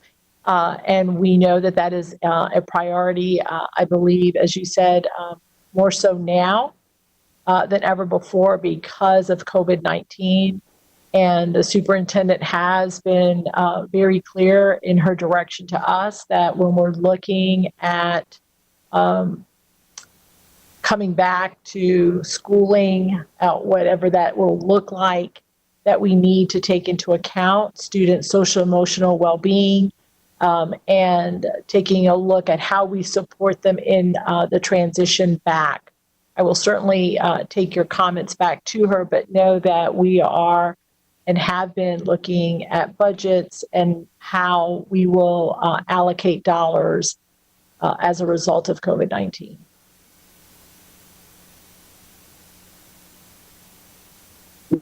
Member Castro, you recognized? Okay. Muted? Can you hear me? Now we can, yes. Okay. I'm sorry. And then I just wanted to follow up about what the board might think about sending a letter to the governor with some recommendations so that we're not just leaving it all up to chance, that he's getting some at least input and guidance from the board members. Thank you. We're cutting in and out a little bit. I have a couple of thoughts I was actually going to ask Ms. Enval, because I am a little reluctant given the fact that this wasn't agended and I've heard the similar feedback as you have, but if we were going to take a position about not opening our schools or opening our schools, I would be reluctant for us to do that at this time without agendaing that and seeking public input. What I think I hear you saying is more about communicating that we would have a concern about that being made at a state level and believe there's value in it being made at a local level. And so is that kind of the primary goal of the letter? Member Castrodano, you recognized? Thank you. Maintaining flexibility if he's going to make a statewide decision, that we are able to at least reflect what our local community would find important. So maybe it's just, these are the factors that we would like to consider. when you make this decision. Maybe not telling them which way to go, but maybe something that communicates our concerns. Yeah, and so my reluctance at the same time to pass this off to the next meeting is that he might make a decision before then, and we have maybe lost our opportunity to provide input. So when I was asking Dr. Vasquez if the cabinet was looking at options for a potential dual process where parents and teachers could opt to do digital learning for health reasons if we were forced to open.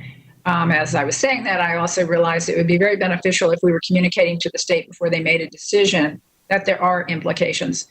So one of the implications when I heard the governor speak last week that it occurred, and when I heard Mayor Deming speak, I thought that both of them, I think we're overlooking the fact that, and I believe I'm correct in stating that we are still the second largest employer in Orange County.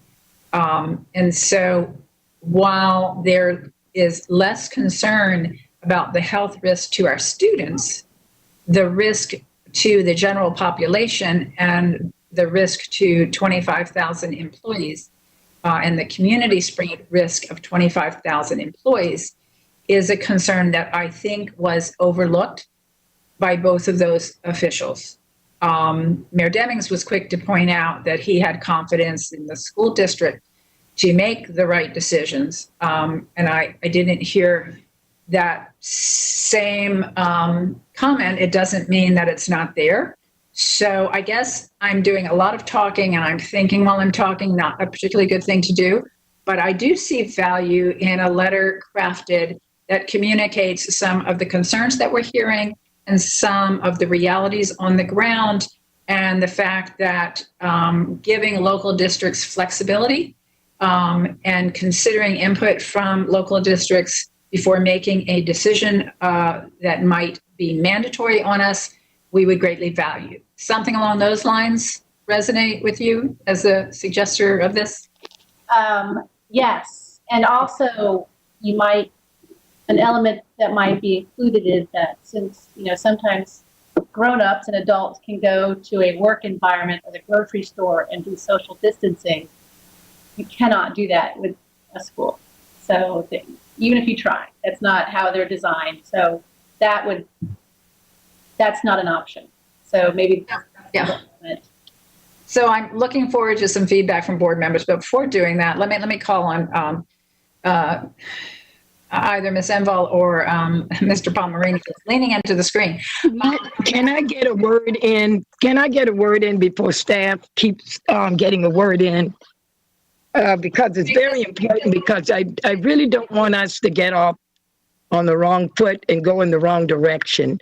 We have a process. Yes, but I'm on the question. But you're not recognized right this minute. So at least I should be, Madam Chair. I'm watching the speaking order and I have not been called. And I even called Adam to ask Adam to notify you that I'm on the speaking order. Do you not see me again? Yes. Next is Member Kester-Denel is up now. She's already been up. Please stop interrupting and I will answer your question. We're not going to do what we keep doing. Do not interrupt. I have the floor. Oh, wait a minute now. Get yourself. Hold up now, Madam Chair. Don't start like you did yesterday. Let's not do that. You are rudely interrupting, please. No, you are rudely speaking. You are rudely speaking about elected officials, and I've got to stop it. Next. I've got to stop it because you all are talking about operations. You can mute me if you want. I'll raise my hand. If you want to put me off, you can do it. But I really believe that this discussion is being between staff and a lot of board members are not getting in. Look at your list. They may not have anything to say, but I do. Now I'll shut up. Okay? But you need to get control of your meeting. You're talking about other leaders. You don't have control of this. You're carrying on a meeting with Miss Deputy Superintendent, and then you're getting ready to pull in John, and you're going back and forth. You got to get. We're in the end of our meeting right now. We have completed the agenda. We have met the task. You stated that this meeting was going to be where we could make a few comments. I think we're going to totally confuse the parents. We cannot make any decisions without the superintendent. And in all due respect, this could be done. We could make our comments and do this in a wonderful work session. We have superintendents that could get to the governor. This governor is led by the president of the United States. My concern is about how we're going to get these kids. I'm an educator. How are we going to get these kids back in an unsanitized, unsafe school when you don't even know where the viruses are? In my meeting today, they even asked us not to pick up the paper packages and let those packages sit out for a while because you don't know where the germ is. So I was going to just suggest to you, I'm not being disrespectful to you, Madam Chair, but my stomach is boiling over because you even mentioned about 2 elected officials. I watched that meeting that day. Those 2 elected officials was giving the utmost respect to this school board and your leadership. And I'm asking that we give our summary and each board member give their thoughts. But now we're going back and forth, back and forth. My concern is about hygiene. I teach in these schools. We don't even have enough staff to go in there and clean these schools, and we don't even know how to clean it. And then Karen mentioned, thank God, the budget. Where are we going to get the budget to go in and clean all 200? And it's not just 200. We have so many other facilities. This needs to be talked about with the superintendent and a board member. We need to say, how can we as a board help you, Madam Superintendent, in preparation if this governor says May 1st? What can we do? Can we all stand together? Like you said, a letter. You did a letter before to your governor. It did no good. Okay? The teachers marched. I went. I marched in my red. Okay? But what I'm saying is our role, let's remember our role. Our role is to give resources to the superintendent that she would need to get whatever this governor tell us to do. How can we prepare for the opening of whatever day he's going to give us? We don't have but about 30-something days left. We don't have but about 30-something days left. And I'm glad to hear parents will probably not want to even send their kids back when we don't know what they're going to touch if the virus has infected that. Wherever somebody has been, it's not fair to our custodians to have to go in those schools and clean it up. Do we have enough emergency budget funds to go in and clean up those schools? But I would like to suggest, and if you want to keep going with your wonderful conversation and talking about your mayor and they're the only ones with any sense right now, okay? Mayor Demings and Barbara Jenkins and Buddy Dyer working with them, making any sense because they defied the president of the United States and the governor and shut Orange County down. And that helped us to shut down our school. All he was saying is he felt that we had enough sense that we will be able to know what to do and how to do it.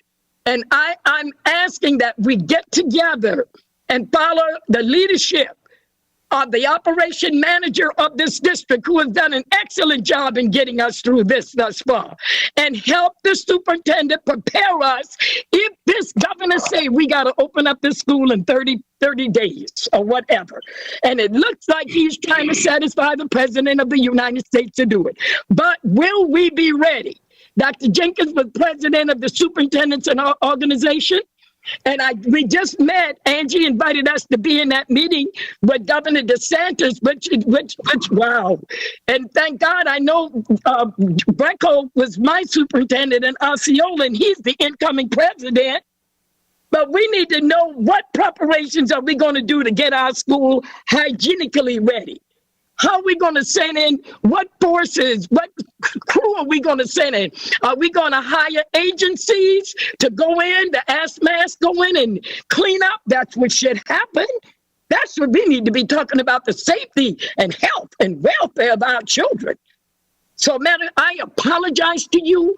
I love you with all my heart and soul, but my recommendation is that we do a work session on this. We can do it just like we're doing now, and we offer help. Dr. Vasquez is saying that she's meeting, but I believe we're asking a lot, which is excellent. But we need to be planning and preparation for an opening. And I thank you. I love you with all my heart and soul. And I just think that we need to do a better job with the order and the speaking order. Okay, that's all. I'm sorry. Thank you. And I'm through, and I shut up, and I will not open my mouth today. All right, Dr. Gold, thank you for your input. I love you too. And it's okay for us to disagree. Yes. Okay, so thank you. Here's where we are for anybody who's following us who doesn't have an opportunity to see the queue line. The first person that wanted to be recognized in response to Maria Vasquez's update was Melissa Bird at 6:18. Member Gould pushed her button to be recognized at 6:18 right after her. Member Gallo then asked to be recognized. That was at 6:20. Following Member Gallo was Member Lopez at 6:20. Following Member Lopez was me, all three of us at 6:20, right in a row. After I spoke, recognized was Member Castor-Denel, who pushed her button at 6:26. Following Member Castor-Denel was Member Cobert at 6:35. At 6:42, Member Gould pushed her button to be recognized. We have not gotten yet to Member Cobert or to Member Gould. I was taking them next in the order they pushed their button to be recognized. Then Member Gordon pushed her button at 6:42. That was after Member Cobert, after Member Gordon, and I couldn't get in, Madam Chair. I could not get in at 6:20. I'm sorry. I'm just letting you know somebody's not watching that board because everywhere I went was okay. The one thing we can't do is we can't interrupt each other. We just can't do that in these meetings. I'm sorry. I'm so sorry. Forgive me. That's okay. So Forgive I understand. Me. I do understand what you're saying, Dr. Gordon. There was a technical difficulty. I regret that it happened. Thank you. I completely understand. Thank you. Jesus. I have nothing to go by but the chat. So I just want you to understand I'm not intentionally overlooking you. I would never do that. So I regret there are technical difficulties. We had them earlier today. We've just had technical difficulties. So you were trying to get in. I couldn't see that because it wasn't coming through. And after you, I have Joanna Lopez who wants to comment. So sometimes there are things that are said that that I think we all have visceral reactions and we just want to respond. I understand your concern, and that's why I was trying to next clarify from our legal counsel about where we are in terms of the board taking a position that would result in writing a letter to the governor. So let me now go, and then I'm going to take board members in the order they came, which is Member Cobert and Member Gould. Member Gordon has spoken, Member Lopez, and Member Gallo. But again, just to inform the conversation, I did want to ask legal counsel's advice if the board will indulge that. Is the board in agreement that we can hear from legal counsel before hearing board members? I have nodding and affirmative of all the board members wanting to be recognized. So Ms. Enval, you or Mr. Palmerini want to provide any guidance to the board at this point. I think it's clear where Member Castor-Denel is coming from. We're not trying to override the superintendent's position. Just trying to figure out how to make sure, if the board has a consensus, that the state should look carefully at the implications of what would be the way to proceed forward if the board feels that they have enough information to even reach that conclusion. Ms. Enval. Thank you, Madam Chair. Sorry, a little bit of feedback there.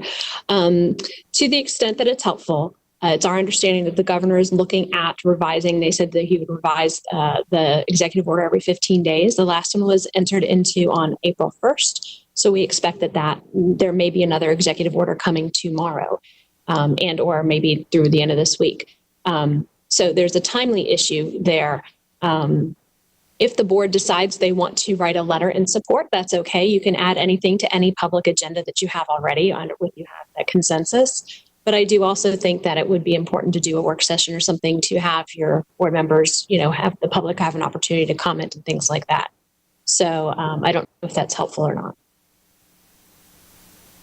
I think that's very helpful. And as I had said before, if we were going to take any firm position on opening or not opening, I think having public input would be very important.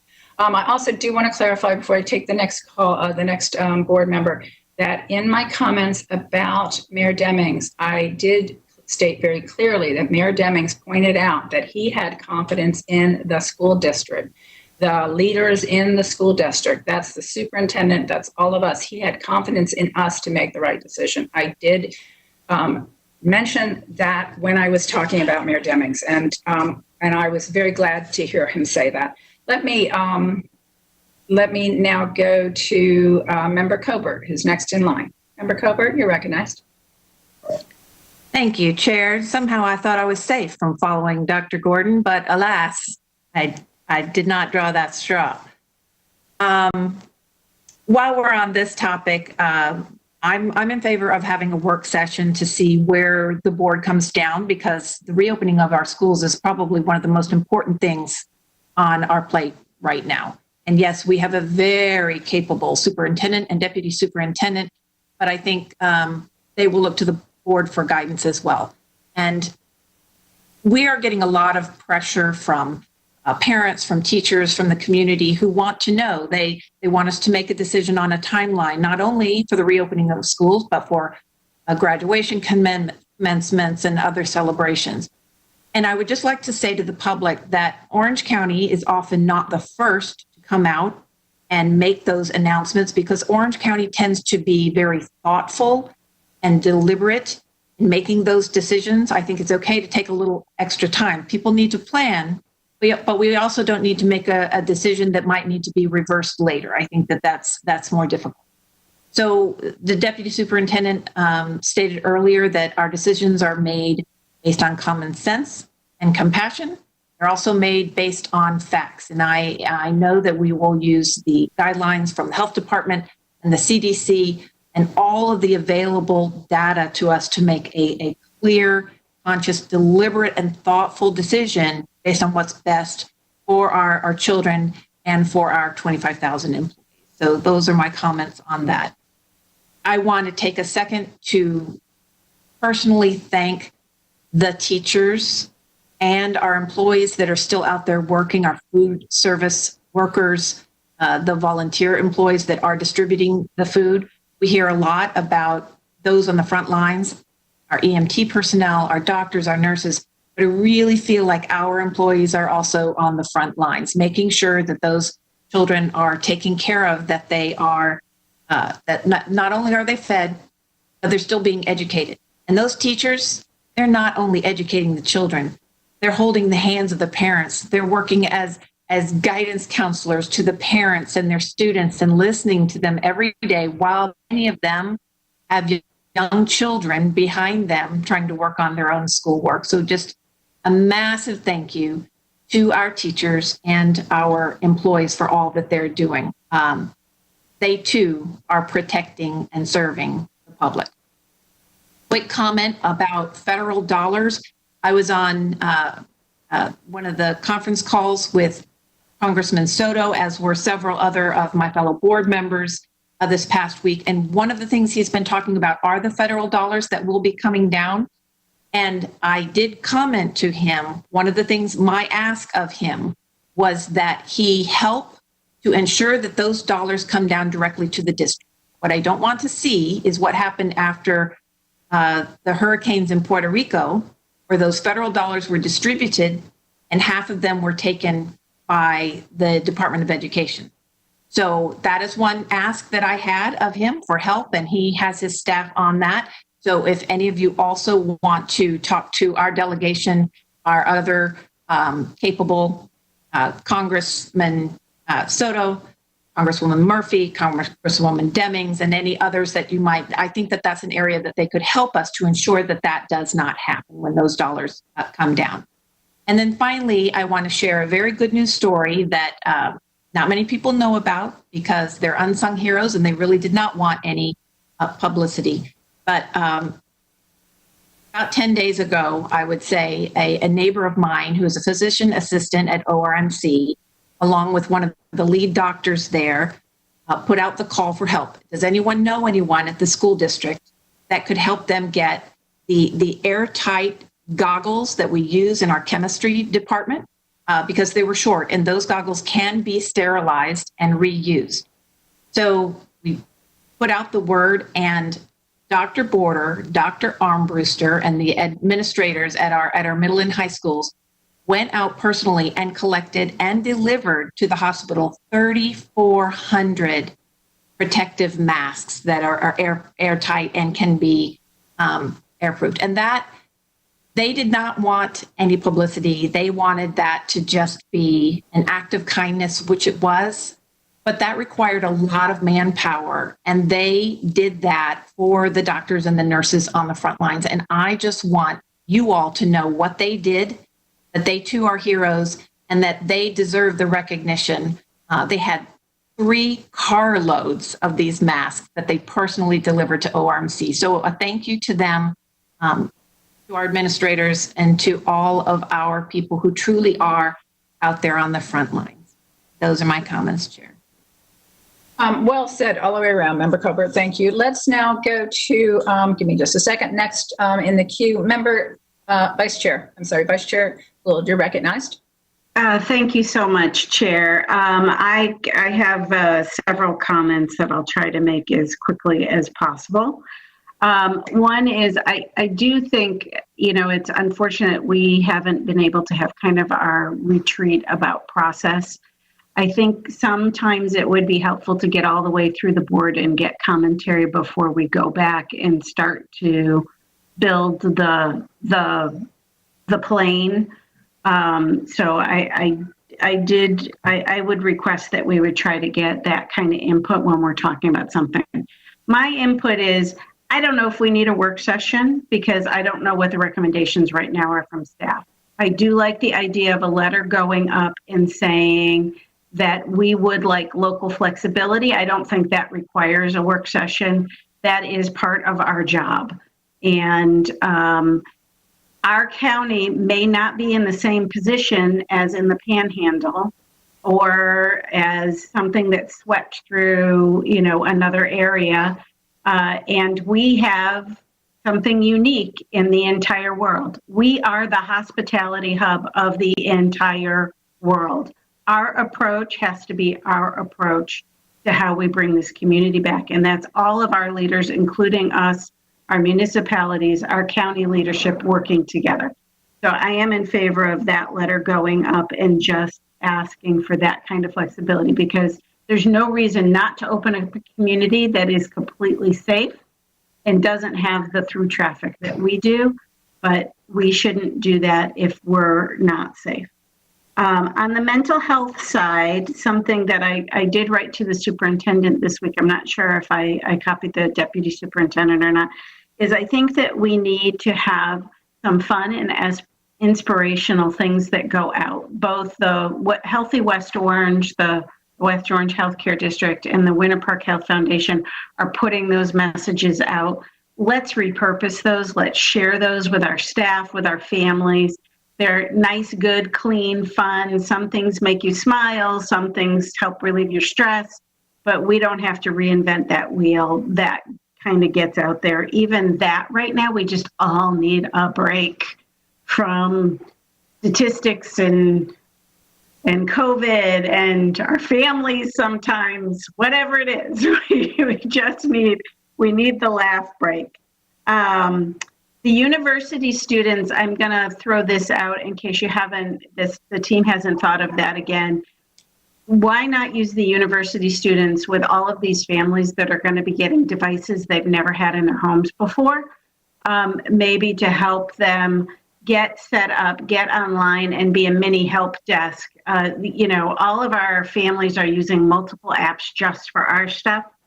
Never mind how to kind of log on, get email. Using a phone device or a smart device is completely different than using a computer, and it's going to be a whole new ball game, and that's going to be another source of struggle for some of the families who have not had computers in their homes before. even understanding how the internet works, and it might slow down sometimes, is just not something they're used to. So I would suggest that we utilize our university students and maybe even some of our high-tech companies and their help desks in the area, because we have rockin' high-tech in this area that's just a no-brainer for them.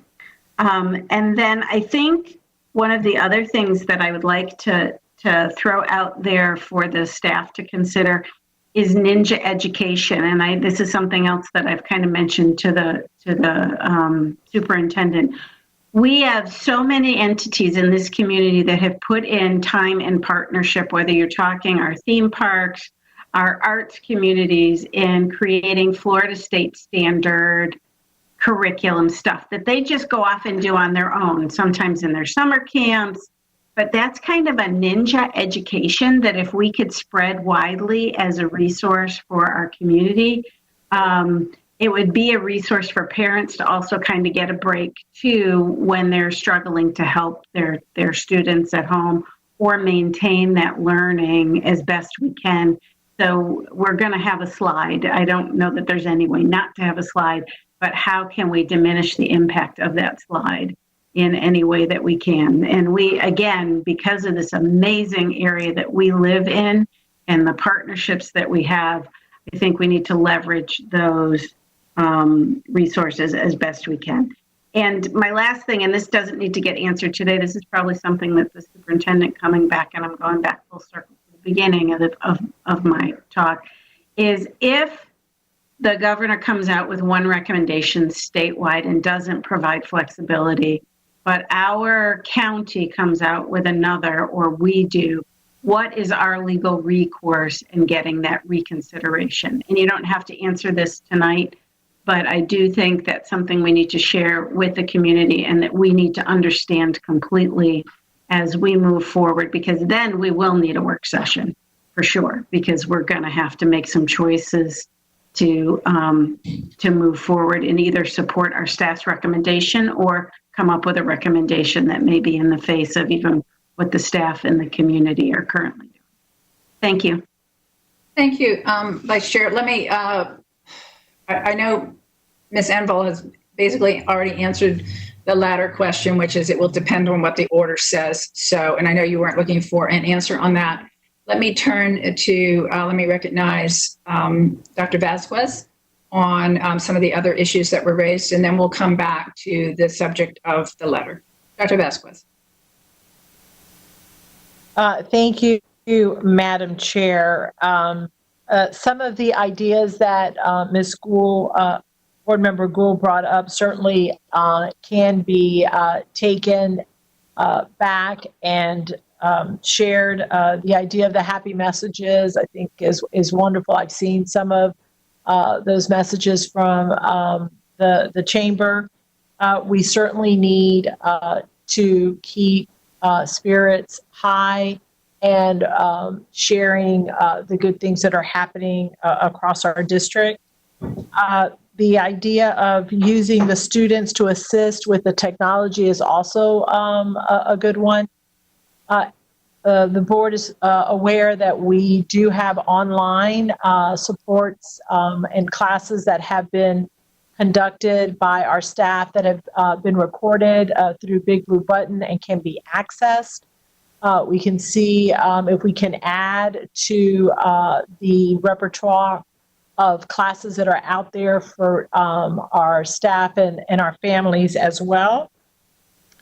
And certainly we'll take back to the superintendent the question that has been posed now, and certainly I can understand based on feedback that you have shared and that we are hearing as well, what happens if an order is received that schools will reopen and local entities, including the school board, do not believe that that is in the best interest and safety of our families. So I will certainly take those back to the superintendent. Thank you. Thank you, Dr. Vasquez. And Vice Chair, on the matter of your support for a letter that simply expresses our desire for local flexibility. I think that's exactly what Member Kester-Denel was proposing. And I was simply wanting to confirm with our legal counsel before polling the board as to whether or not we were properly poised to even poll the board on that matter. Obviously, her answer was, yes, we are. And the agenda provides enough flexibility for us to have this dialogue, which was why I wanted to get that permission from her cleared away before I started polling the board. So let's move through. Member Gordon, you were originally here to be recognized. Your pass, okay. Member Joanna Lopez, I think you've indicated that you'll pass. Okay. Next we have Member Gallo. Member Gallo, you're recognized. Thank you, Madam Chair. And I just want to say thank you to you for your leadership. It's not easy doing these Zoom meetings, and we have connectivity issues. There's all kinds of things going on. I just want you to know that I think you're doing a tremendous job. So kudos to you and thank you. I do want to discuss the letter just quickly. I concur with Member Kester-Denel along with Member Gould. I think a letter just asking for local control is appropriate. I don't want to speak for other districts, especially our small rural districts that are having a hard time with distance learning and may not have as large of an outbreak as we do. But I think that definitely asking for that decision to be made on a local level makes sense, and I would support a letter in doing so. I have one comment and then just a quick question. I don't know if anybody saw the paper today, but Columbia Elementary PTA was in, I think, the local section, and they were giving kudos for delivering food from East River High School to families in the Buffalo area. So I just wanted to personally thank Columbia Elementary School and to encourage all of those that have the ability or are able to help and to kind of pitch in and help our families in need.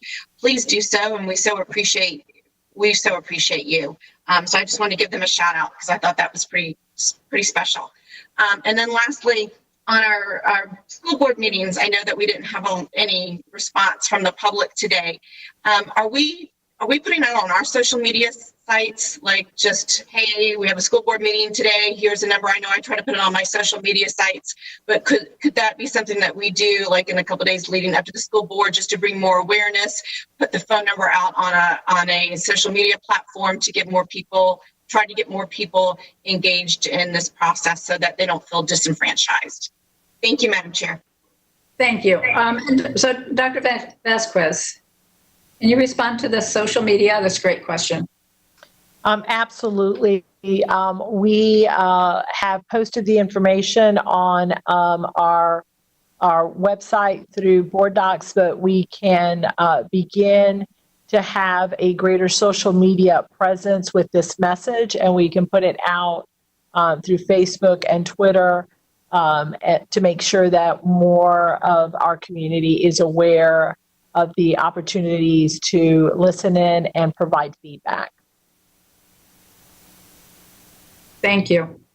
Excellent. So let me, no one else is queued up at this time to be recognized. Let me go back to you, Ms. Enball.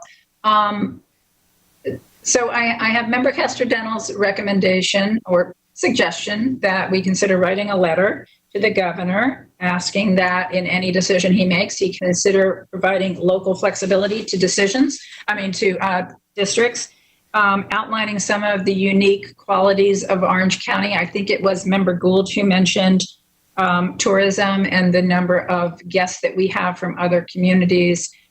Certainly the fact, I believe we're second largest employer, not just in Orange County, but in the Central Florida region. If there were enough support, I think I've counted 5 board members who could support a letter that didn't take a position on opening or not opening, but just asked for local flexibility in how any orders might be implemented. And that's a softer approach. What we did the last time, I had drafted a letter. It was fully drafted. I brought it to the board. The board could see the letter and they approved it at a board meeting. We won't have that opportunity because of where we are with the time frame. By the time we would go through that process, it would be too late.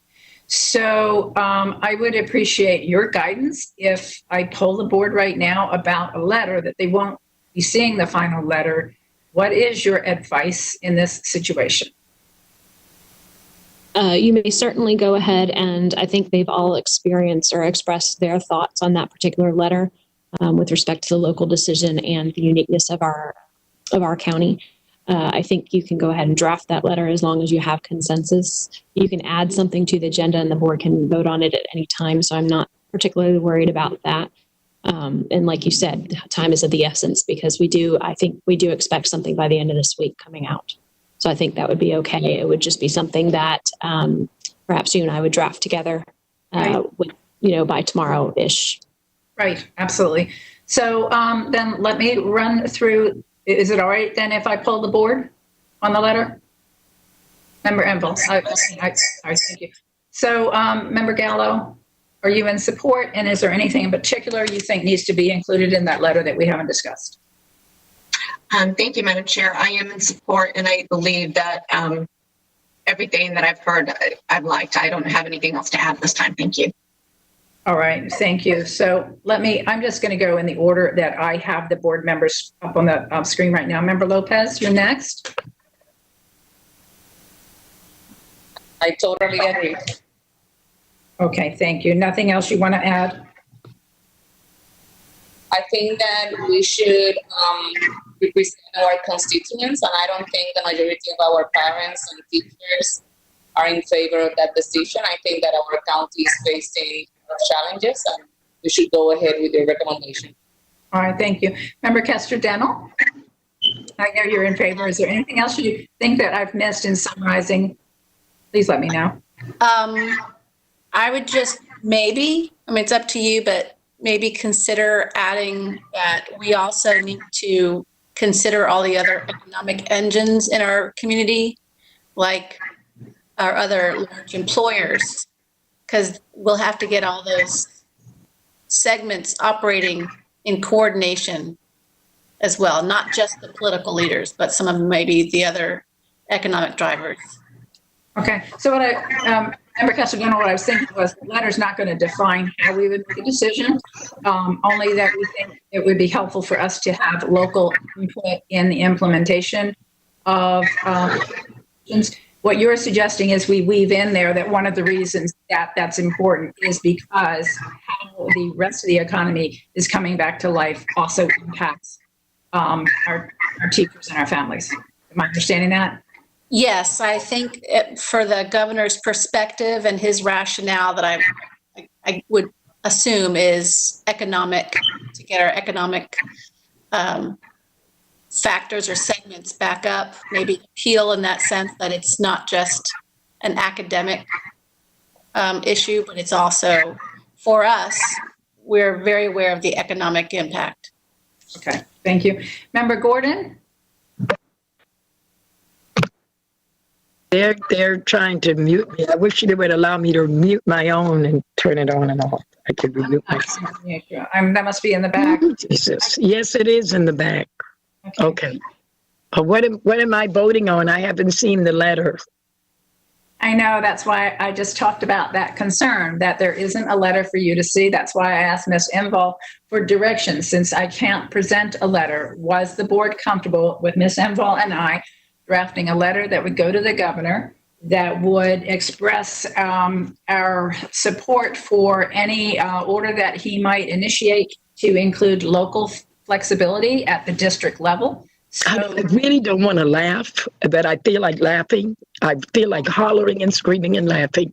I'm not going to be in favor of that. You sent a letter up there before, and I don't think he's going to be listening to anybody or anything right now other than out of Washington. So I don't believe I would want my name on that letter, because DeSantis is not listening to anybody but the President of the United States of America. So I do not want to have my name on that letter unless I read it and see it and add what I may need to add, as like you're asking now. I can't sign anything or be in agreement of it because I don't know what the purpose of it is, because we have organizations that work as one. We are only 8, and I have a problem with that. We have to be mightier than 8 with this governor. I would like to see it. It would have been good if we have our representative from the Florida School Board Association sitting there on the board of direction. You have the coalition. It would be more powerful coming from the coalition. That would be my recommendation, Madam Superintendent. All right. Thank you, Dr. Ward.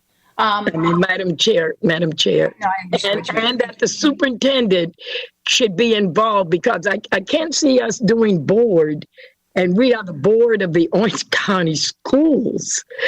Okay, so I just see a division in here. I think that it should come from the coalition, and you have members that all sit on that coalition. You have other counties with you. That's what used to make us powerful back then. We used to be the largest coalition with down with Miami and Fort Lauderdale and Broward, and then we started running with the smaller counties. And they don't use that power. They don't realize how powerful that your coalition that you work with, Rick Roach helped to start that, how powerful that can be. But for 8 people, Angie got a right hand in there with the governor. I don't think he's listening to anybody, Madam Chair. I really don't believe he's listening to anybody but the President of the United States right now. And I would not want to sign it until I see it, and then I would like to add whatever I would need to add. It may not be what you all want in the letter, but I would like to add my little part if given that opportunity. But I'm not in favor. I'm in favor of a letter coming from this board as a whole with the superintendent. I'm in favor of the coalition.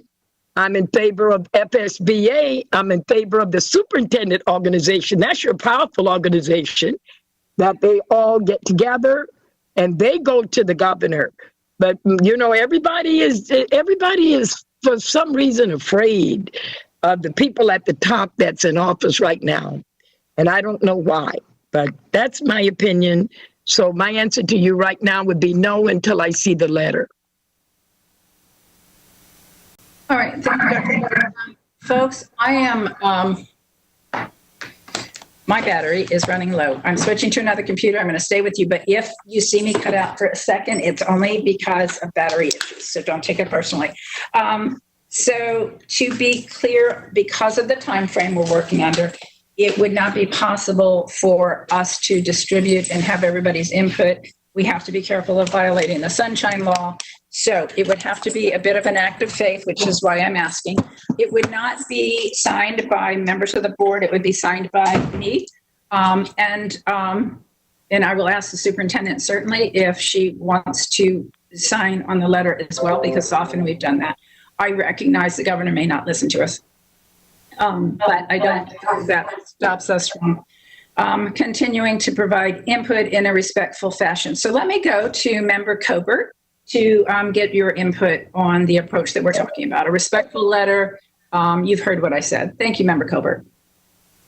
Thank you, Madam Chair. I am in support of the letter. I have full confidence in your ability to convey what we've discussed tonight, especially with the guidance of Ms. Enval. Yep, I think that's good. Let's go. I think we do. I need to be leaders, and we need to do what's right for Orange, because what's right for Orange may not be what's right for Wakulla or Suwannee. And so that's what needs to be conveyed. So I'm in support, and you have my. Thank you.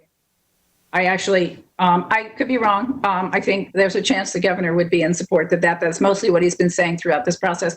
Let me also recognize that Member Gordon's comments about these other organizations. I couldn't possibly agree with you more. I think there is more power in these other organizations. I would love to see them taking the lead, but I don't, at the same time, I don't think that prevents us from weighing in and on behalf of our teachers and parents, speaking out about how important it is for us to be able to make sure that we keep our faculty safe. Let me hear from Member Byrd. Thank you, Madam Chair. I am in support of the letter and in your ability to represent our needs here in Orange County, and specifically us having local control over that. I have full confidence in that. Thank you. Thank you, Member Byrd. And let me hear from Vice Chair Gould. I am also in favor of moving forward with you getting the letter out. And I don't mind if we communicate with all of those organizations to ask them to do in kind. I think that's an excellent idea. Let's do that. We'll draft the letter. We'll make sure everybody sees the letter that goes out. We'll be extremely careful that it is sensitive and represents the feedback that we've heard. And then we'll share it with, of course, the superintendent will be fully aware. I'm trying to be very respectful of her today. But we will keep her in the loop and we'll share it with these other organizations in the hope that maybe they will follow suit. I suspect that they are thinking a lot along the same lines. Let me go now to the next item on the agenda, which is to hear from Ms. Enval for General Counsel report. Ms. Enval, you're recognized. I have 2 items for you. The first is the Value Adjustment Board. I need 2 volunteers, a member and an alternate, to serve on the Value Adjustment Board. I've already have 1 volunteer, but I need another. Actually, I do have 2. I need a primary and an alternate. I was planning to bring it back for a vote on the April 28th, 2020 school board meeting. Whoever serves will make sure she is available on Friday, June 12th, 2020 for the quorum meeting. They have very specific requirements for that. Now that, of course, that's the plan for now. I don't know what's going to happen on June 12th, but that's the plan. Sean Murphy, who's a member of the public, has agreed to be the main appointee again this year, and Jim Daniels has agreed to be the alternate, both of who served last year. Their names and the school board member, main appointee and alternate, will be brought forth on the next agenda for vote. So back to you. I need to have 2 school board members. And you're not asking for a volunteer today, you're asking for a volunteer at our next meeting. Is that correct? Unless we have a volunteer today, I'm sure you would take one.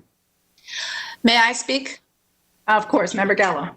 I'm sorry, was that Member Gallo or was that Member Castrodental? Castrodental. I don't know how to chime in. I'm sorry.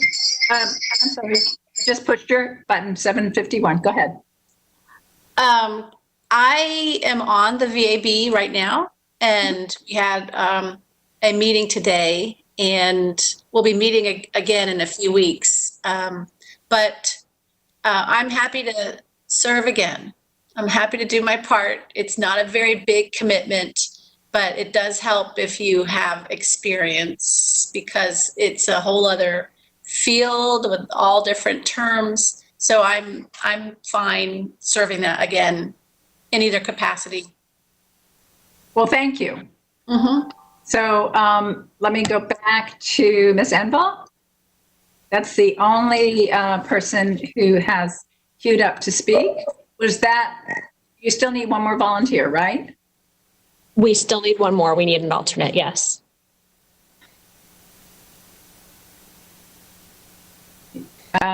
Oh gosh, Member Cobert is reluctantly raising her hand. Member Cobert, you're recognized and you're queued up. Thank you. So I did have this conversation with Ms. Enval, and I will happily volunteer as well. And I can be the unit if Member Castrodental wants to be the main. All right, so we will put Member Cobert in the position of backup. I forget what the exact title for that is. Thank you. Let me go back to our general counsel. I have one more item. So normally I would do, we need an executive session. And so normally I would let you know that pursuant to 286.011 subsection 8, in accordance with board policy BEC, an entity may meet in private with its attorney to discuss pending litigation to which the entity is presently a party, provided certain conditions are met, including a transcript of the executive session and upon the conclusion of the litigation. In this case, I need the school board's advice concerning settlement negations and pending litigation styled as Nicholas Crawford versus Orange County Public Schools in case number 2018 CA 0077610. Normally, I would have had that this executive session be held Tuesday, April 28th, immediately following the regular scheduled school board meeting that begins at 5:30. However, in light of the current circumstances, I need some guidance from the school board, and I'm proposing one of 2 options. The first would be to hold the executive session, a closed meeting, via WebEx, where we control the participants to school board members, the superintendent, myself, the court reporter, outside counsel, in this case is Dan Dill. The logistics of doing so can be worked out, but notably, Section 286.011 does not contemplate the situation in which we find ourselves today, since it mentions all persons present requirement. So alternatively, a second option would be for the school board to pass a resolution at the next school board meeting on April 28th, 2020, authorizing the general counsel to settle cases up to the sovereign immunity limits with specific notification and reporting requirements to the school board, followed by school board approval of any settlement negotiations as we do currently. The resolution option has been adopted by other school boards across the state of Florida and allows those litigation proceedings to work through the process. A lot of those litigation things have been placed on hold, but they are doing mediations via WebEx and things like that. So some of those cases are moving forward. In this particular case, we have a mediation scheduled for May 12th. And so that kind of needs to be moved a little bit forward. I don't anticipate that we will be meeting in person before May 12th, which is why I'm bringing this forward now. The resolution would be limited to time and scope and would last only until our stay-at-home orders are in effect or until the school board can once again meet in person. And this second option would be my recommendation, but I do need to have some school board direction on that.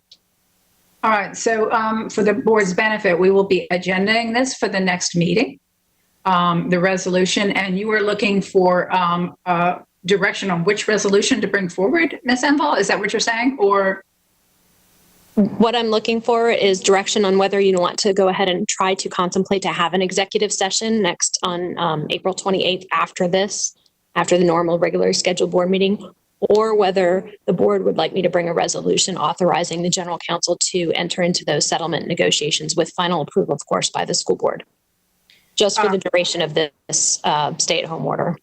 May I suggest that we ought to probably do both, because you can't, no matter what we say here today, until a vote is cast, it's not binding. So if you would prepare a resolution to come to the board at the next meeting, and we'll agenda that, and the board is fully aware ahead of time. So if they have any individual concerns, they can certainly discuss them with you in advance. Likewise, let's go ahead and schedule the executive session as a fallback in case the board doesn't approve it, and figure out how we can have an executive session in a room that we can technically all fit in, but not the legal counsel. So let's do both. I'm reasonably confident in the decision the board will make, but let's have both plans in place. I see not. That sounds reasonable. Does any school board member want to chime in as well? So I have Member Cobert queued up to be recognized on this issue, I believe. Member Cobert? I concur, Chair Jacobs, with your recommendation. Okay. I do not see any other board members. If anybody had objection, I would anticipate that you would speak up now. So seeing no objection to that approach, let's move forward with the resolution. Again, board members, if you have questions or concerns, please reach out to Ms. Enval in advance so that we can try to have a smooth landing on this issue, since having an executive session is going to be extremely problematic. We're between a rock and a hard place in complying with the executive orders at both the state and local level, and complying with the law as it exists. I think you've explained it very well. But with that, any further issues you need to bring before the board at this time, Ms. Enval? That's nothing else. I'm finished. Thank you very much. And I see no other board members wishing to comment. I think we have concluded the board's business for this evening. Let me check with our Deputy Superintendent, Dr. Vasquez. Any further business to come before the board? No, Madam Chair, I think we're done. Thank you. I want to thank all the board members for your patience and all of our technical staff that has helped us get this far. For our first official board meeting, I think we did phenomenal, quite frankly. So our technical problems were close to zero, and still a little bit of room for working on the connectivity, because a couple of you have cut out and come back in. But your patience is greatly appreciated. And with that, good luck, Godspeed, and we will see you at our next meeting. Bye-bye.